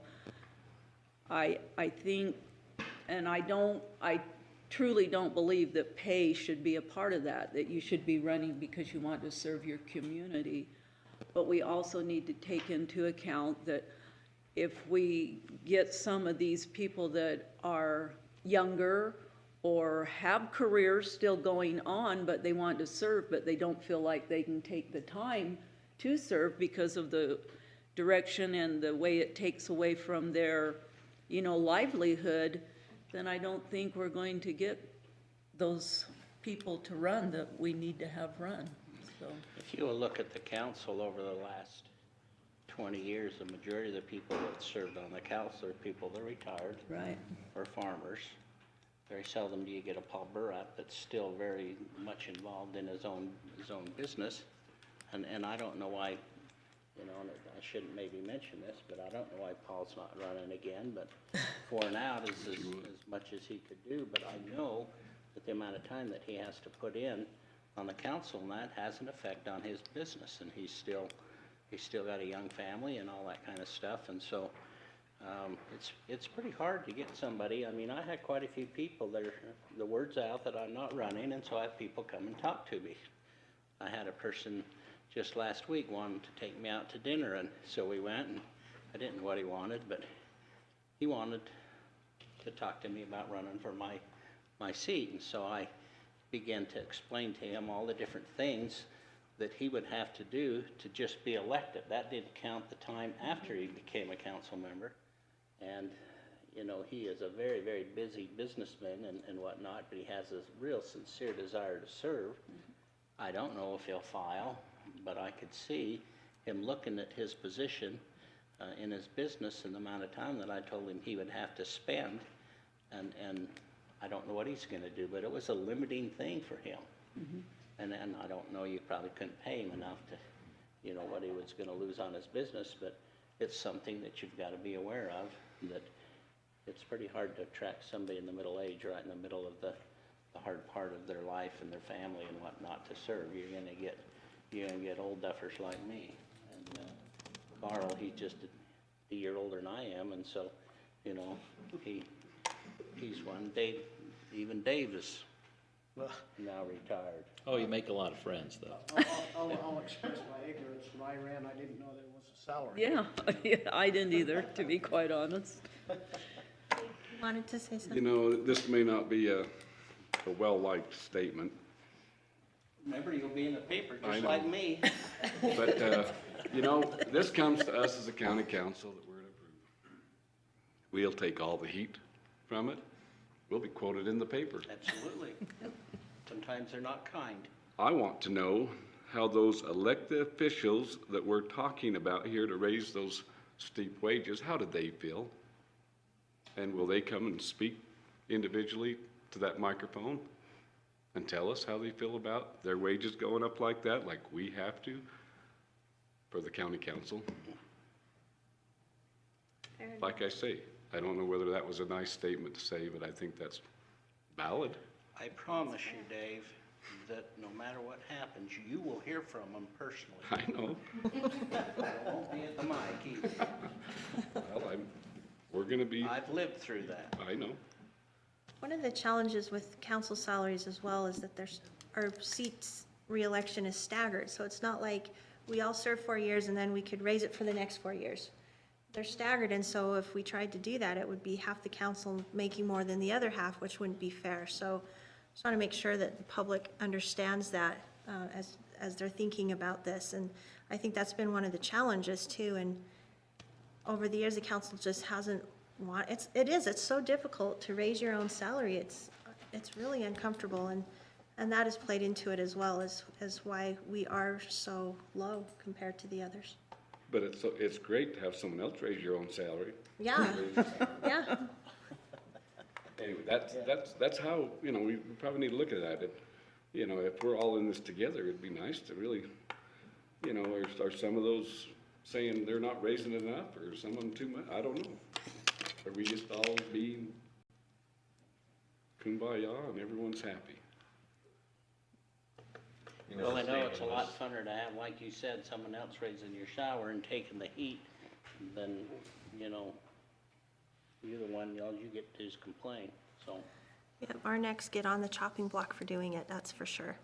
I think Nolan had something. Yeah, Well, the statement's been said that we're voting our own pay, but I'm one like Paul who is still working, and I was flabbergasted at the amount of time that I found out that I was going to be required. I mean, I called John White and gave him an earful that was a bum cow that he gave me, so. It's not a lie if you exclude things. But at the same time, there's 29 counties in the state of Utah, and each one of those had commissioners or council members who were dealing with the same thing we are doing, so it's a two-edged sword. I mean, honestly, when my time comes up, I will be looking at this from a time perspective. I agree. I mean, I sat here when John White left, and he says, you don't do it for the money. But you've got to consider it. I mean, there is no way, I mean, for instance, in all of the events, I mean, when I hear we have a workshop at 3:30, I'm just a cussing and a moaning because that takes me away from my work. When I hear there's other things that's going on, it takes me from my work. So, I mean, these are all events, and I know everybody's got their situation, and I know we're in a voted position, but I think the only reason I'm here is I worked with a father on the dairy farm who served in World War II. And the words resound in my mind, you can't bitch if you don't serve. And so I'm here serving, you know. But at the same time, it's got to be equitable in the reason you're serving as to what's going on in there too. And you talked to quite a number of people that would make a very good council member. I do it. Visited one today. He said, I wouldn't touch that in a 10-foot pole. Yeah. You know, that's what you hear. I mean, they hear all of the different things that people discuss and how they say it. And I've said this before, there's no difference between the church and the government. The only difference is that at church, they whisper and it's quiet, and in the government, it's loud in the paper, and you know. The pay's different. Yeah, the pay's out of this world. The pay's different. Those people who won't touch it with a 10-foot pole are actually the kind of people that are great to serve because, you know, they're not here to get in the paper on purpose or otherwise. They're just here to serve because they love the community. So, all right, well, Council, we'll put this on our next agenda so you have some time to think about it, and if you wish to think of any changes, you can.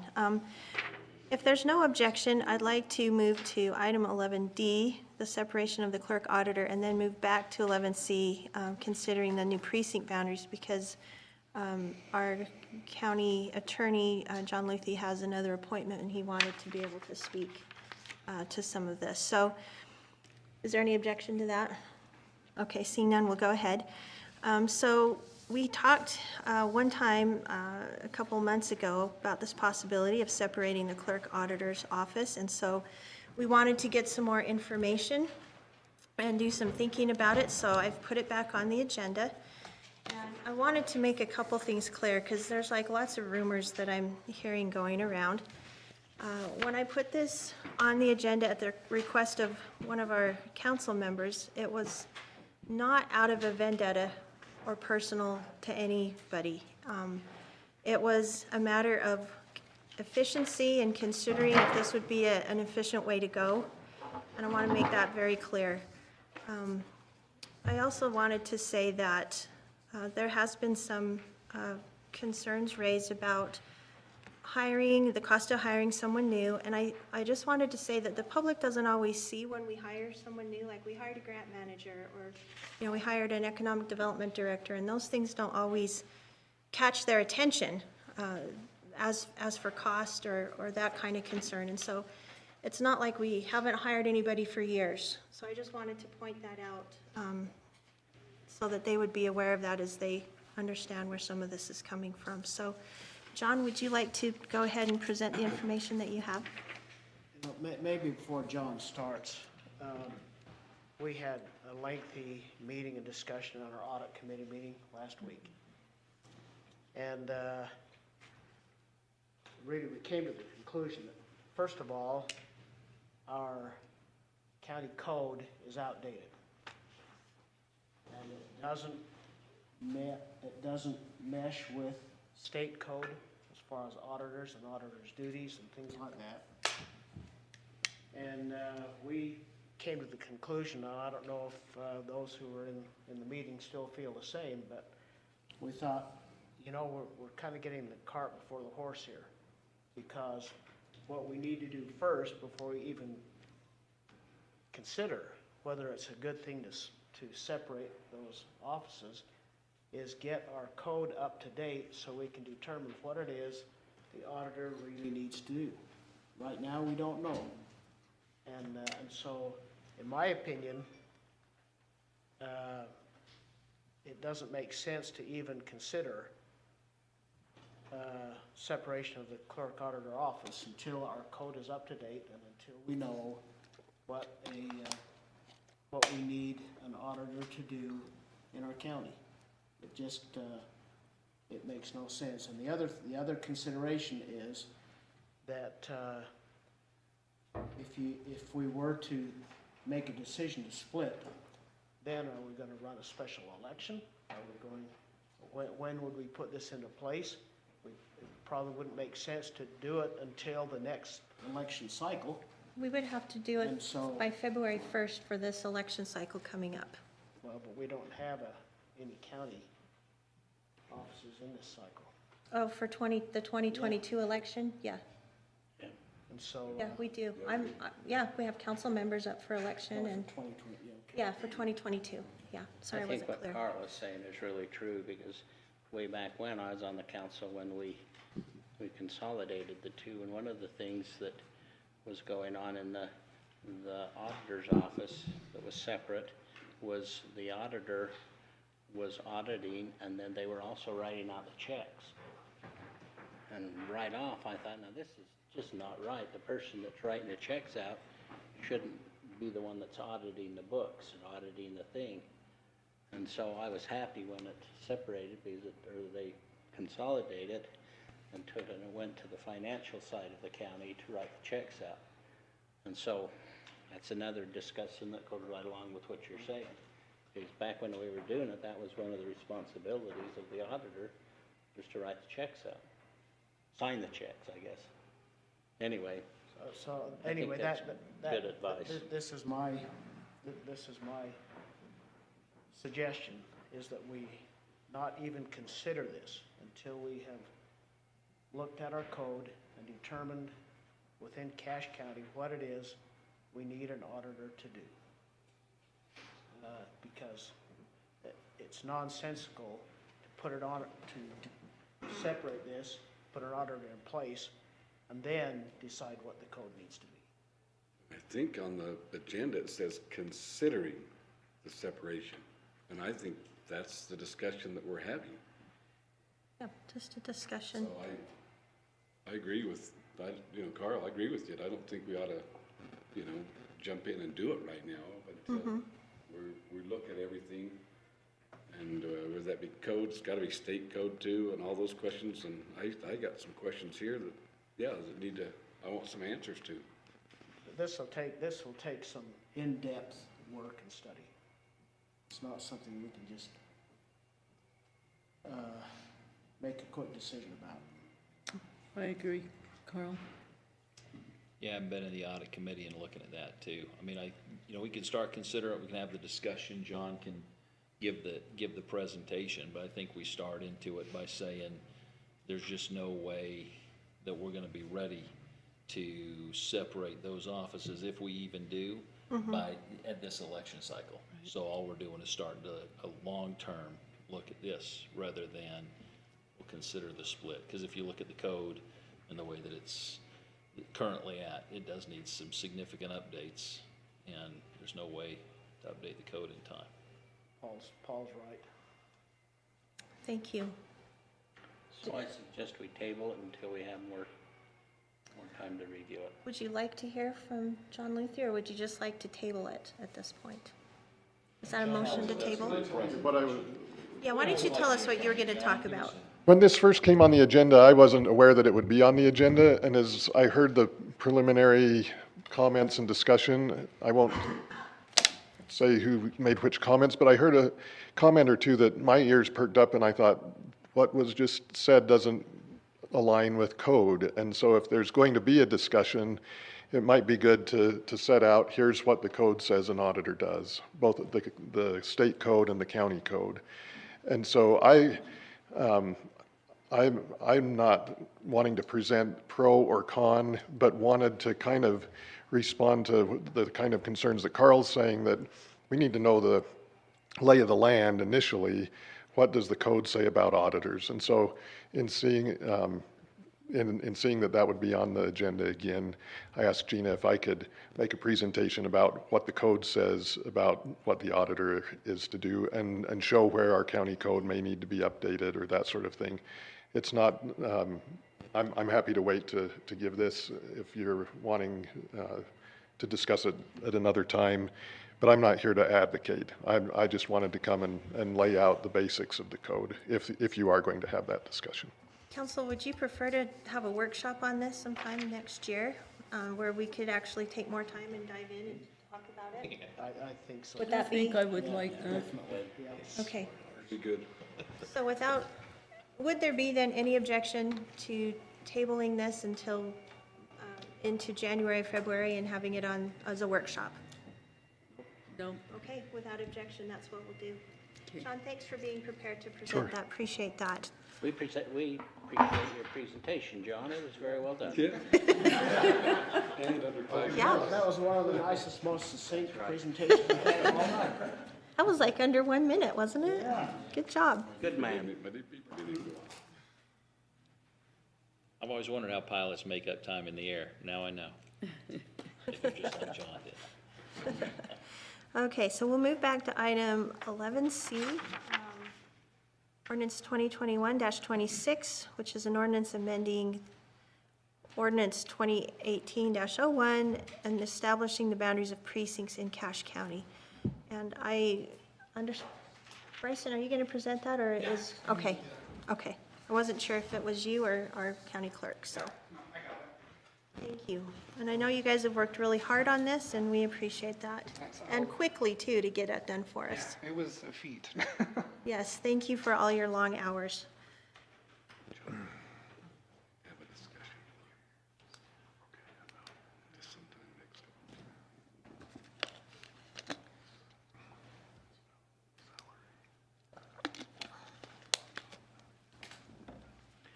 Isn't there a executive session on the original agenda? Never was. Next week. Somewhere I had it in my mind that we we're gonna do that again. Which, by the way, I'll be gone next week. I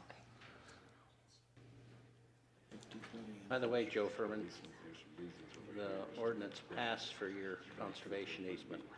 Don't know if you came to hear that, but we were a little slow getting here, but they were both approved. Yep. Alrighty, I have my nifty little map up there. No. Before I start, did everyone review the link I sent you with the map and the numbers and all that? Okay, so the precincting process was pretty interesting. As you guys well know, the state kind of took their time with the redistricting process, so we had to hurry and get ours done faster. So what we did mainly is with the new congressional districts, as you guys may know, we had to move some precincts around. And during the same time, we noticed the precinct limit is about for active voters, which is someone who's registered to vote and has voted in the last 2 elections. The max amount is 1250. And so we noticed there were some, for example, in the fastest growing communities like Hyde Park and Smithfield, there were some precincts were way over, so we had to shrink them down a bit. And then during that same time, we noticed like a city like Logan, they're really low, so we did some consolidating as well. So since you guys reviewed it already, do you have any questions or concerns you guys have? One of the questions that I have is about the numbering of the precincts in Logan. I noticed that you changed the numbers. They're very different, like I think Logan 8 used to be 20-something, I can't remember, but yeah. I was wondering if you could talk to us about that and whether that will cause a problem in confusing voters, or yeah. what your thoughts are on that. So what we did, we decided, because with specifically the Logan precincts, the numbers weren't, like the labeling on the numbers weren't kind of coherent. So we had like a 1 and then we had like a 28 right next to it. So we thought it would just kind of like reading a book, like 1, 2, 3, 4, 5, 6, 7, 8. So it would be more understanding for anyone looking up their precinct. And so when we decided to renumber it, and with your approval, we have to send out a notice. So no matter what, if the numbers stay right as we changed them, we'll have to send the notice out. If they don't change, we still send the notice out. So it's mainly organization for the voters, both parties, like the Democrat and Republican Party when they do their caucuses and primaries, and for us, so when we can send the right ballots out. So the numbers up there, that's the number of voters? Yeah, active voters. Yeah. And so what I just did too is we did consolidate a lot of precincts in Logan, and we went below 1250 as possible. And we kind of expected growth as well. So, and we also have time that we can move precincts around, and we won't be caught up in that mess of all the scramble number precincts as well. So active voters, does that go back how many years, or what's? This is as of yesterday, active voters in the precincts. Are those ones who have cast a vote, or? Yeah, so registered to vote or recently updated the roads registration as of yesterday. Are several of those in those real transient areas, like students, Yeah.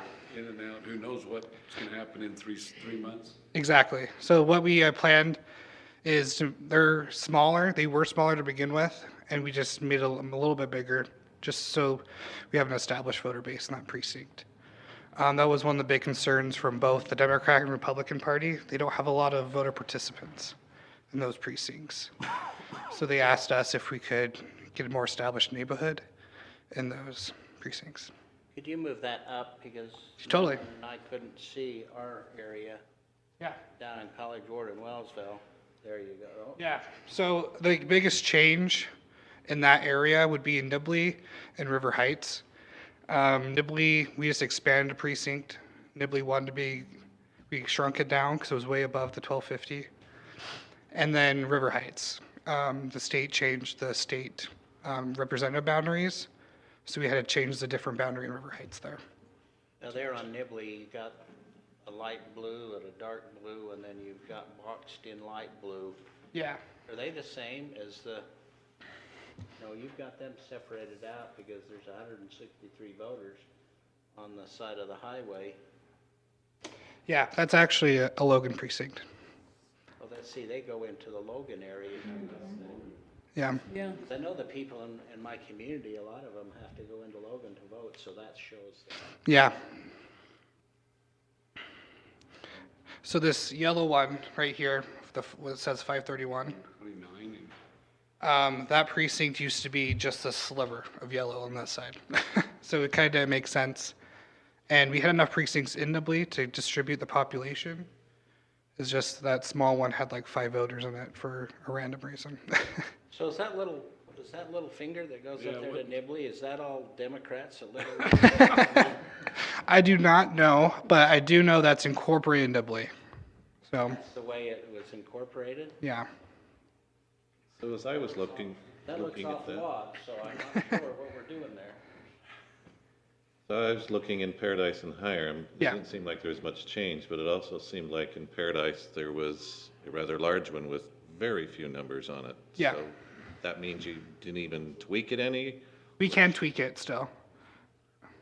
Are you talking about this one right here? I guess it was to the west on Paradise that was just really low in numbers. Yeah, it's unincorporated, so we can't go within incorporated like cities. So there's going to be a lot of precincts that are small. I know it's like incorporated Cornish. Again, you can't. We cannot put unincorporated precincts into incorporated. Does that make sense? You So we can't. can't have someone in an unincorporated county into an incorporated city. So if you're an unincorporated area in the county and you have your own precinct. Correct. Well, I've always, in Smithfield, I was always part of 107 or something like that. Yeah, so that's with the, like, probably the party. And unincorporated. Yeah, that's probably with the party. Just The party is different from the county. It's mainly for us. I have a question about that, because Yeah. right here I'm looking at Smithfield for U for unincorporated and Smithfield for I for incorporated, and I see the same with Hyde Park 2 incorporated, Hyde Park 2 unincorporated. Aren't those all part of the same precinct, but sometimes they'll just vote different, like Hyde Park 2 incorporated votes in the Hyde Park city election, and Hyde Park 2 unincorporated doesn't vote in the city Correct. election. So it's, so it's organization for us to make sure no one gets a wrong ballot. So technically if you live in unincorporated like Smithfield 5, you're still in Smithfield 5, but you just want to get an incorporated ballot for like a mayor. Okay, so that helps you and your organization. Yeah. Okay. So then go to that yellow part, which is Wellsville. So you're saying that one is the unincorporated part of Wellsville, right? Correct.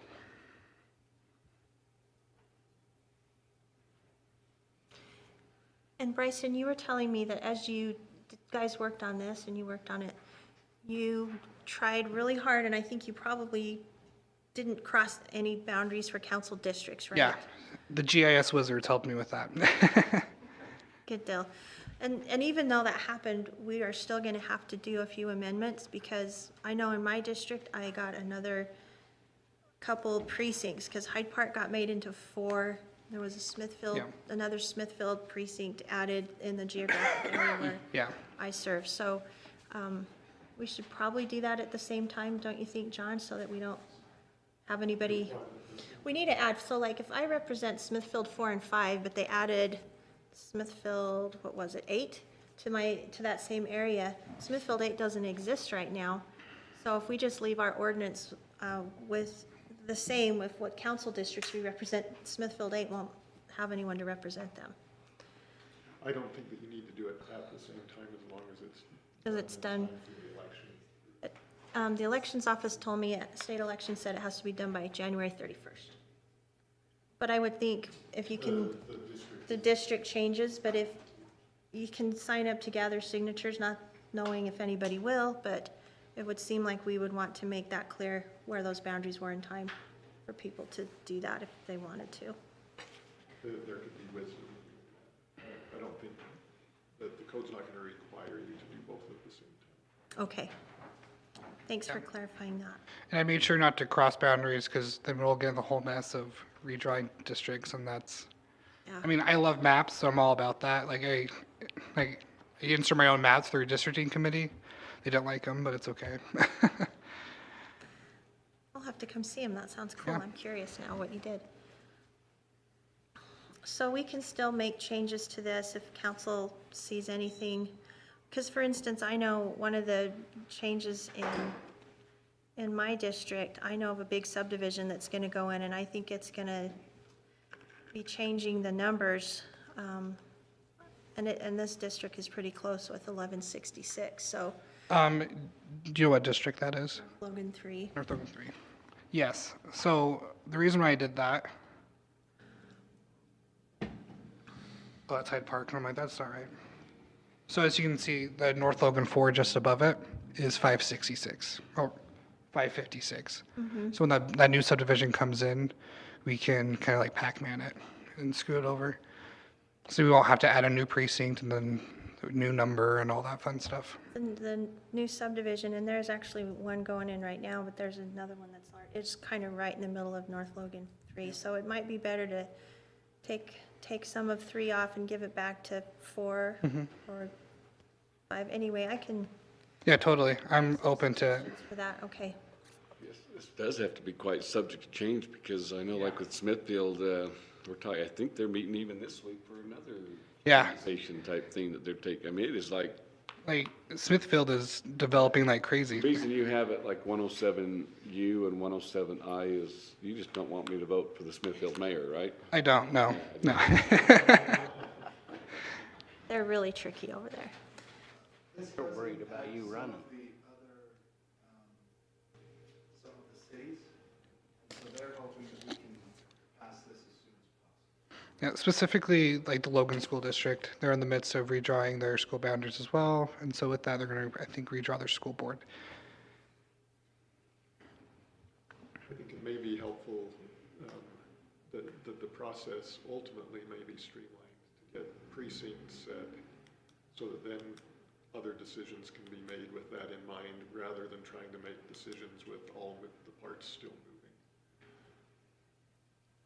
And I guess the beauty with precincting, we're not, like, if you guys do approve it, we're not set to, like, only in 2 years we get to do it again. We can re-precinct whenever, because development doesn't go on our time schedule. No, it sure doesn't. The clerk's office has made the good suggestion to take the precincting out of the code, which has it feel more difficult to change. It is more difficult to change, but to have it present precincts to you, have you approve them, and we can still have a code section that notes that they're set by the council and a record of it kept in the clerk's office, but the ability to be a little more nimble in adjusting precincts as there is growth is a suggestion that I think is a good one. And to add on, that's something that these other larger counties have been doing as well, like Davis and Weber. So state code doesn't require an ordinance? No, it only requires approval. Just approval? So you just give me a thumbs up, we're good. No. I would hope a more formal, a little bit of more formal. I would like, approval than yeah, that, formal would be you know. great. The state code, we've had this discussion, the state code does use the word approval. I think that could be by motion, by resolution, or by ordinance. And so if there were an ordinance that just states more generally that acknowledging that the council is the one that is going to approve it, and that current approved precincts are, the map of that is maintained in the clerk's office. And then you do it either by motion or simple resolution when there's need for amendment, that would help streamline the process. So then the motion tonight would then be, just make a motion to approve the district is drawn to be updated as needed in the future. Because the current precincts are in code, the clerk's office has prepared an ordinance. That would, take that code provision out, and then you just adopt by motion this new precinct. Did you guys get a text from Chris Booth saying that the party needs it approved for their caucuses and stuff as well? No, but I left my phone in my pocket. I hope it hasn't been ringing over there. It kept me awake, so it's all right. Sorry. Well, we have to approve it way before caucuses, so I don't think there should be any concern in that If it's as regard. flexible as they say it is, based on growth or anything else. Well, what I remember, and John, correct me if I'm wrong, but I went to look this up, and on a year that there's the legislative redistricting, we have to approve it by January 31st. On a regular year, it has to be approved by January 1st. Do you remember? That's correct. The reason that we made it available so soon, and the reason we've been working so fast and so much overtime put in by Bryson, so to get this done is because it impacts so many entities downstream, is that the state code does give you until that later date, but all the other entities have to get some of their things done by January 1st or by the same date. So really, they're saying, can you please get that to us right now? So my question to the council, is there any feedback that we are not willing to pass it today, knowing that it's a moving target, that, you know, the next subdivision can change it? Is there any reason? we Yeah, can't? North Logan 3, I think, needs to be redrawn. That's my concern. But they're not in there, they're not to that point yet. I think they're gonna start construction, and I know there's a couple new subdivisions going in that will affect it in the next year, so. But I guess what I'm saying is. You'll have to make that change accordingly. Yep. Change. That's what I said, it's a moving target, it changes with subdivision plots, and as more people build, and a field can't vote, but a whole bunch of houses in a field can vote, so it'll change as those subdivisions.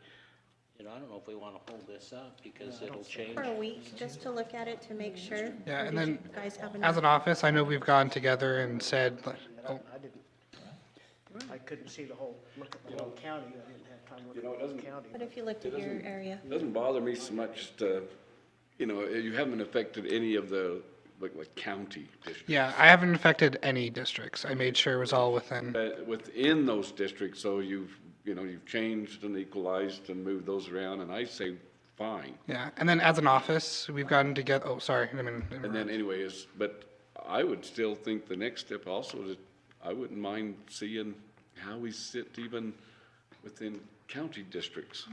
As far as, you know, are we really heavy in one district or versus another, or, you know, is Gordy, him and his wife, the whole council there? I don't know, you know? Yeah, well, if you need a map guy, I'll volunteer. And the neighbor across the street, you know, I guess I wouldn't mind seeing just where all that growth has occurred, because representation could be affected on just sheer numbers. Yeah. That where the growth has occurred and where it hasn't, so. And we've committed as the office, like every 6 months, we're gonna run in a report just to double check the We need to see numbers. that report, see where we're at.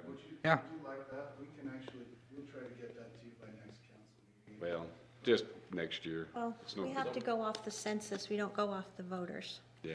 So here's a why question then. If North Logan is 1168, why didn't we adjust that now? Because there was move in the other side. Yeah, I don't understand why you added more to North Logan 3, because that's where the Because if we crazy know it's gonna growth is grow, going on. why didn't we tweak it now versus, Yeah. if there's one right next to it that's at what, 566 or something? That's out of my And since it's, sight. North Logan 4 only has 556, but it used to take in a portion of North Logan 3, so I'm not sure why it was changed. it was mainly because of the development that's going on right there on the mountain there in 4. But as well, it's so fluid, if you do pass it tonight, we can easily change it after you pass it. It's just mainly getting on top of everything, getting the numbers right. There was a lot of overpopulation some precincts, but since now we're on top of it, it's a simple. Well, I think we could just make an easy thing today and just go down 2700 Yeah, we can- north to yeah. 1250 east and down and just cut that part out and give it to North Logan 4. And it shouldn't affect it negative, and that part doesn't have a lot of growth. It's the other parts in North Logan 3 that are growing. Yeah, we can easily do that as well. It's just call up the GIS wizards and they can do it. Okay. Well, we can, as I'm reading this ordinance, we can, and I'll just go ahead and make a motion that we approve ordinance 2021-26, establishing the boundaries of the precincts that are on a map in file at the clerk's office. Will you amend that to add my change? Well, I think then you just go in tomorrow and change. I mean, They're written. I can't amend this to make it, I mean, it's the map on file, so. Actually, the ordinance, I believe, describes it, does it not, John? Doesn't the ordinance? I think you ought to have Jess speak to that.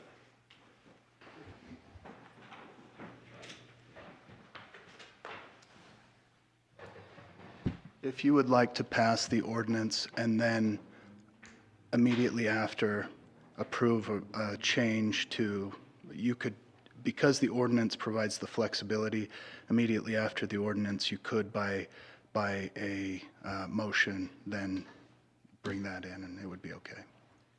Why don't we just, would it be all right to make a motion that to approve this with the change and then we can fix the ordinance? If you do that with the ordinance, you're changing the ordinance.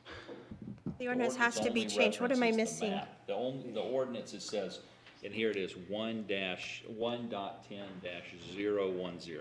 I will take a stab. I think that what the proposed ordinance does is it repeals the current one that defines all of the precincts. Yeah. And says that it will be as per the map approved by council. So if all you do is pass the ordinance tonight and don't approve a map, then we have no precincts. We just have done away with the ordinance that says, here's all the precincts, and it'll just say, the county will approve precincts, and there'll be a map of that approval in the clerk's office. So if you're gonna pass the ordinance, you need to, by motion, adopt the map. If you're not ready to adopt the map, don't pass the ordinance or we won't have any precincts for it. Can we not just amend the map? Because if we pass the ordinance, I can't go back in and say, hey, change this. I would not amend the map in the meeting. Yeah, I was like, how can we really sit here and amend a map? I think that involves GIS and that, so if you're not ready to do it, I'd wait till next week. Okay. It confuses me, but that's okay. So the motion then is just to approve the map as given to the council. No, we have to make a motion to approve the map. The motion is to approve the ordinance. Approve the That replaces ordinance. the language, and then we make a motion to approve the map.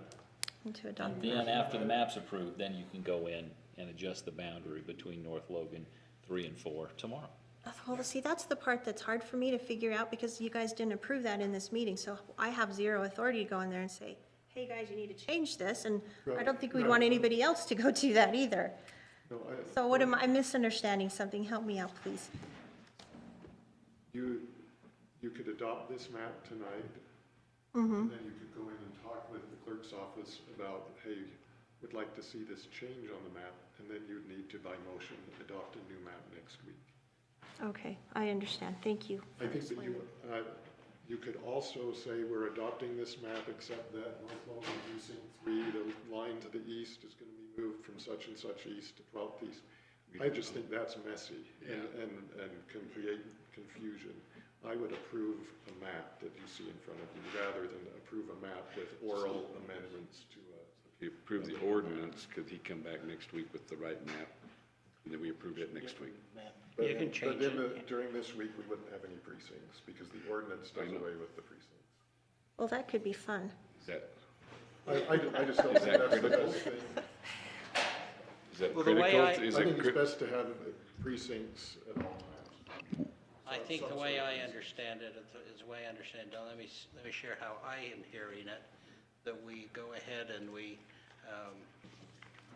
adopt the ordinance, and then we adopt the map, and then if there's changes that needs to take place in the very near future, that we amend the map.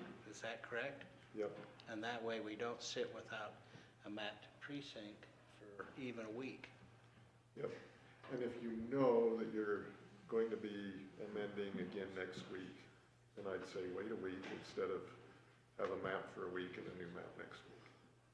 But if we do it right, then we can change the map at any time and we're still in line.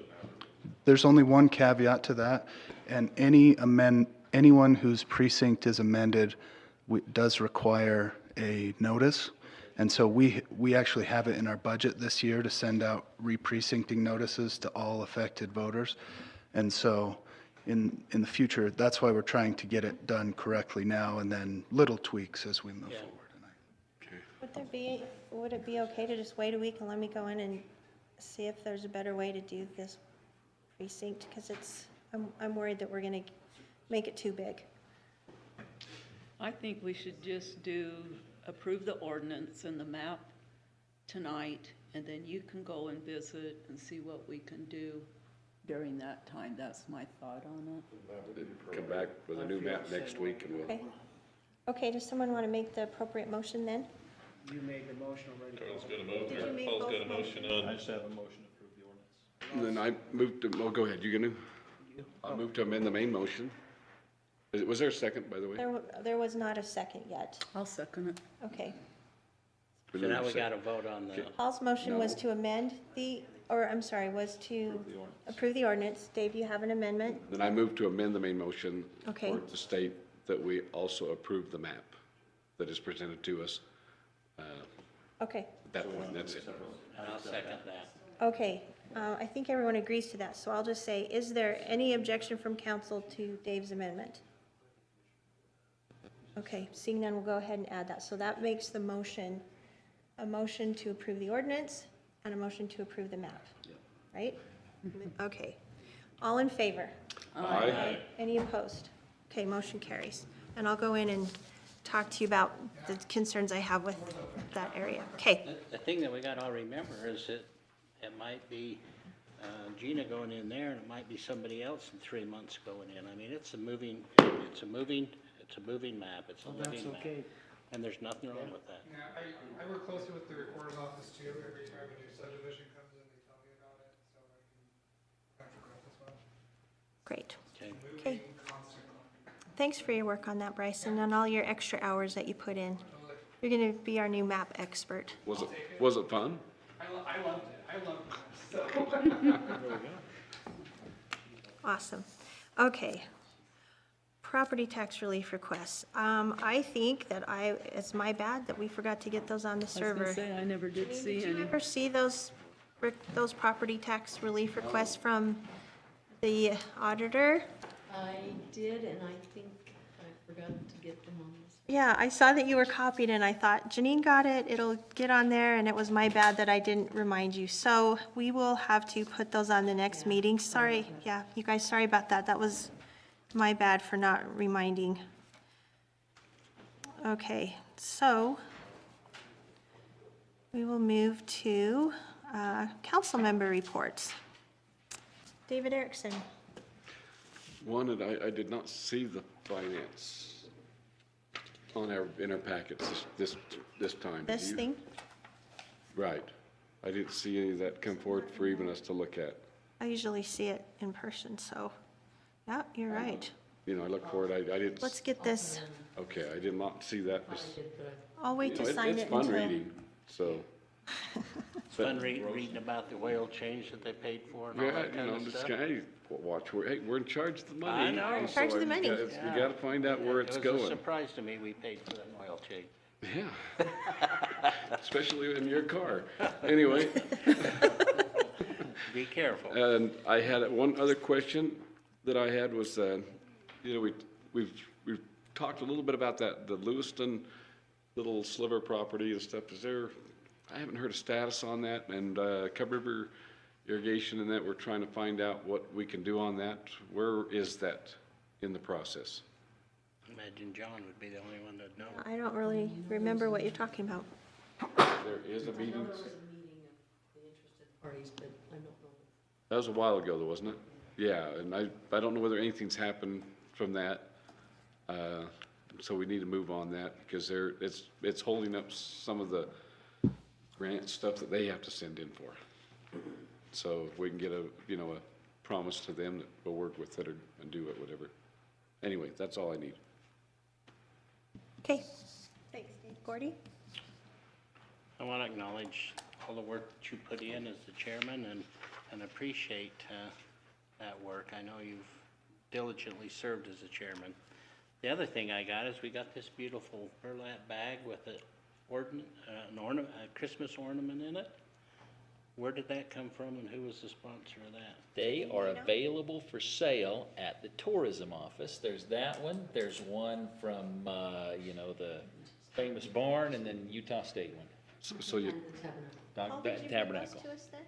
What's that? Did you give this? No, I didn't. I can't take advantage, but they Oh, were. it's from the executive. I stopped in the tourism office and they pawned some off on me. Christmas cheer from David Zook, is that where it came Yes. from? I Yes. assumed that, but anyway, he's not here to thank, but, I'm happy for that. I'll take that home and that'll go on my Christmas tree.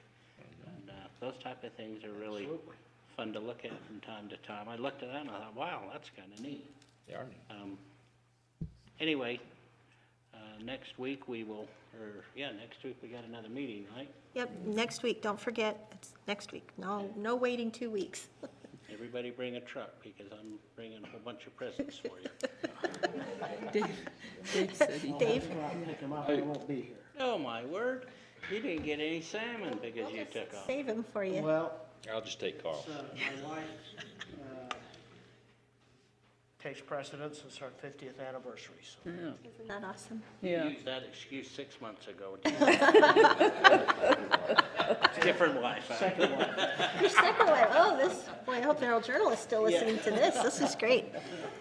Dave, you had something else? Real quick, I failed to mention, I had it written down here, but I was just going to share with you about experiences that I've had the past few weeks with the Mumfords. And I was at their primary program that they, in their church that they had, and it was just kids where he leads the singing in the primary. It was an amazing how they were asked to sing for him. It was really a neat experience, and the care and love and respect that they had toward him was amazing. And then I was there again this past week, and it was testimony meeting. I was amazed at the number of kids that got up, and instead of the kind of a typical testimony, it was from the heart praising him on the impact that he had on these little kids, and just the humility that he had to be able to just get kids to just have that's kind of the impact that he had on us, and I appreciate that of him and that family. So, Going along with that, are we going to do as a council, are we going to send a card? Mm-hmm. Yeah, Janine, can you organize that, please? Okay. Is that going to be passed around? I brought some money to donate. I wanted to do it from a council and not from the whole county. Is that not going to be possible? I'm collecting money from anybody in the county that wants to donate. No. So I can just Make bring a it to you separate, then? we could do a separate one from the council. When is that going to be needed to you by? The end of the week. Okay. Okay, by the end of the week, okay. Great. Carl? No, I kind of reported on our audit committee. Thank you. It was a really good meeting. That was a good report. Thanks for doing that. Okay, Barbara? Yes, we need to plan our holiday party, which we decided to put off until after the holidays. So we're going to do that January. I'm wanting to know if anyone has a specific date or what date would work for everyone, and wanting to know where you would like to go, or I can take care of that. It depends when the alcohol ordinance is in effect at the fairgrounds. Yeah, that's the Wellsville coming out. Beehive Grill, okay, all right. They can be kind of pricey. Maybe if we don't reserve a room. become the world, you know, and I'm good anytime, Barbara. All right, do you prefer a weekday or a Friday or a Saturday? I have the middle of the month that I'm gone, so I'm not gonna say much, so. I'm sorry, Dave, or who said something? I would prefer a weekday, either. Okay. The date in between our council meetings, that seems to be everybody kind of. That would be the 4th. 4th or the 18th. The 4th or the 18th, but Nolan just said he's going to be gone the middle of Those the month. actually bookend when I'm gone, so. So that'll, either one would work for me. Are you gonna be? So you'll be here the 18th? Yeah, that bookends the okay. time I'm gone, so. I was concerned good that you with were either gonna be of those. celebrating that many days, I don't know. You'll be back the 18th? Yeah, I'm gone the 7th through the Can't keep a 17th. party without you. Whatever. So, So is the 18th a good day for everyone then? Yes. All right. I'll work on that and start finding a place for us to party. Okay, thank you. Barbara, thank you, and thanks for doing that. I really appreciate that. Okay, Paul. Nothing for me today. Okay.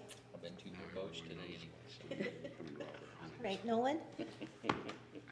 the only thing I'll bring up is, I think kudos goes to the planning commission members for the time they put in. There's been some crazy times lately, which, as we talked tonight about staff in the county, I still think we need an enforcement officer, somebody who is watching what we're doing on these conditional use permits. I mean, we sit here as a council and as a planning commission and do that, and yet we almost put that back on the citizens to watch what's going on with those things, and I think that's tough on the citizens.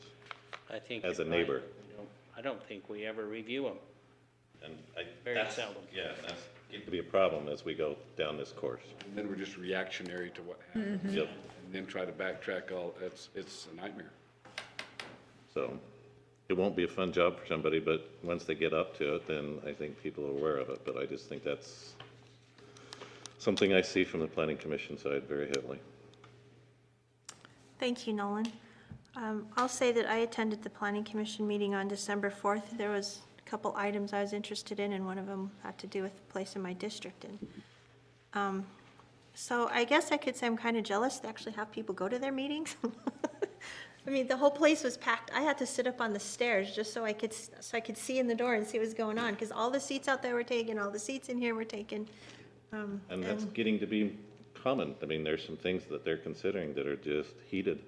Very difficult decisions for them, and they do a great job. I was so impressed with how they handled it, how their chair did the meeting, because it's hard when you've got people yelling out from the audience because they're upset and stuff, and they do a tremendous job, and they think through things, and they're very careful and they're wise, and so I just want to give a shout out to them, how appreciated they are.